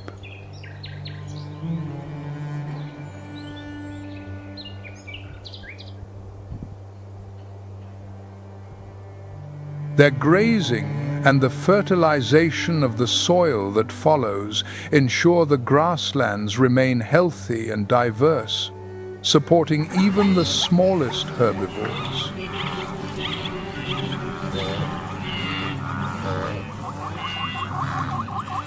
Yet this magnificent landscape and its inhabitants now face grave threats, placing their very existence in jeopardy.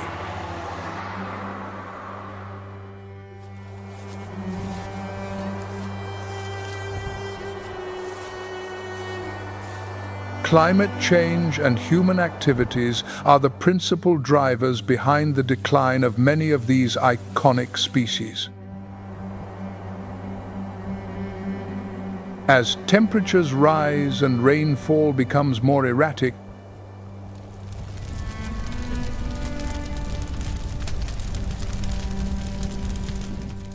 survival for many has become a daily struggle.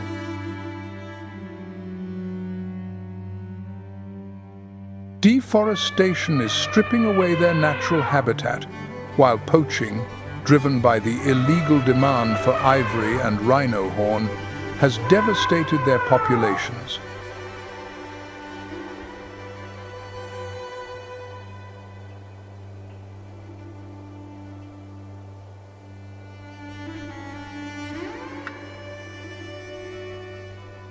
Each year, an estimated 20,000 elephants are killed for their tusks.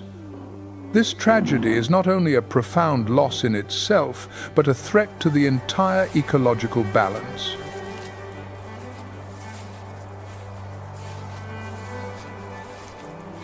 Conservation is no longer a choice, it is an imperative for the survival of both the wildlife and the wild heart of the African savanna.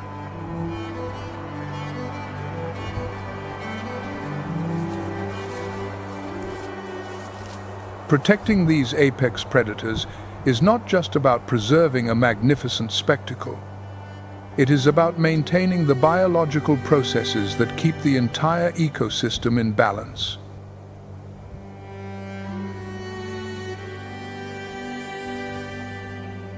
By supporting conservation efforts and adopting sustainable practices, we can help ensure that future generations will also be able to witness this extraordinary realm.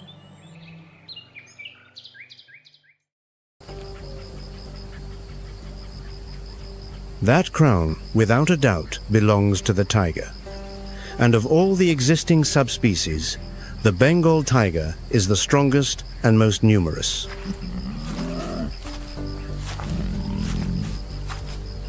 It accounts for over 70% of the global wild tiger population, with an estimated 3,600 individuals recorded in the wild as of 2024.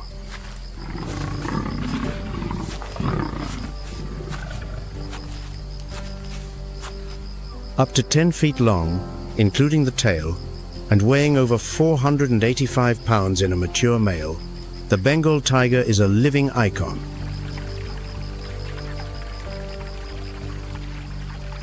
It is often hailed as the king of the jungle, the uncrowned monarch of the humid forests of South Asia.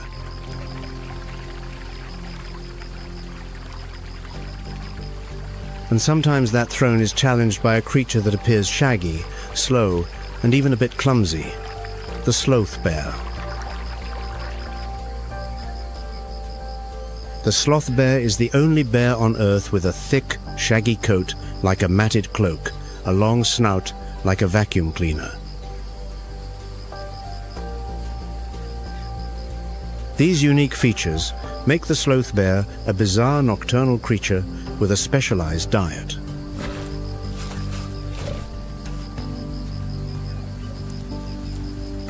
They feed mainly on termites and ants, capable of creating a powerful suction with their hollowed palate.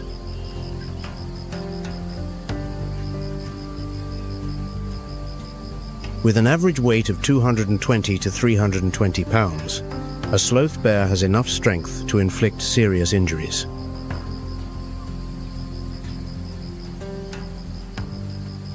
The year 2024 marked a historic turning point. For the first time in decades, jaguars have officially been reintroduced.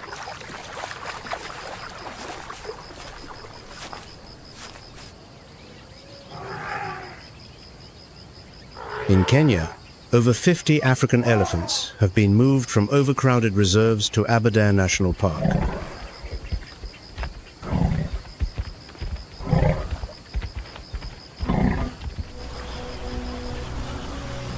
Meanwhile, in the United States, the Species Survival Plan reported a population of 569 California condors.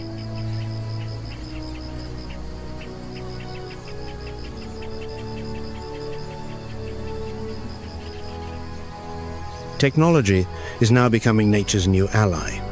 AI does not just recognize a leopard by its spots.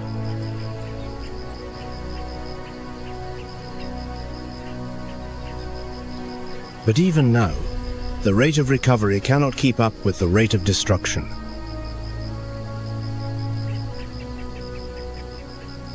And that is why nature, with all its silent determination, is speaking to us in the clearest language possible. We are not outsiders in this fight. Every felled forest, every polluted river,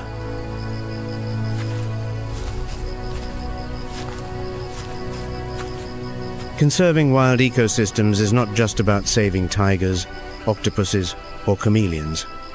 It is about preserving the balance.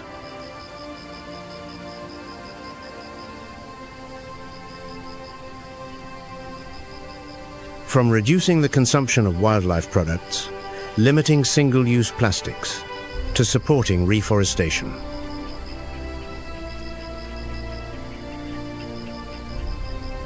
Protecting nature is not a luxury, it is a shared responsibility.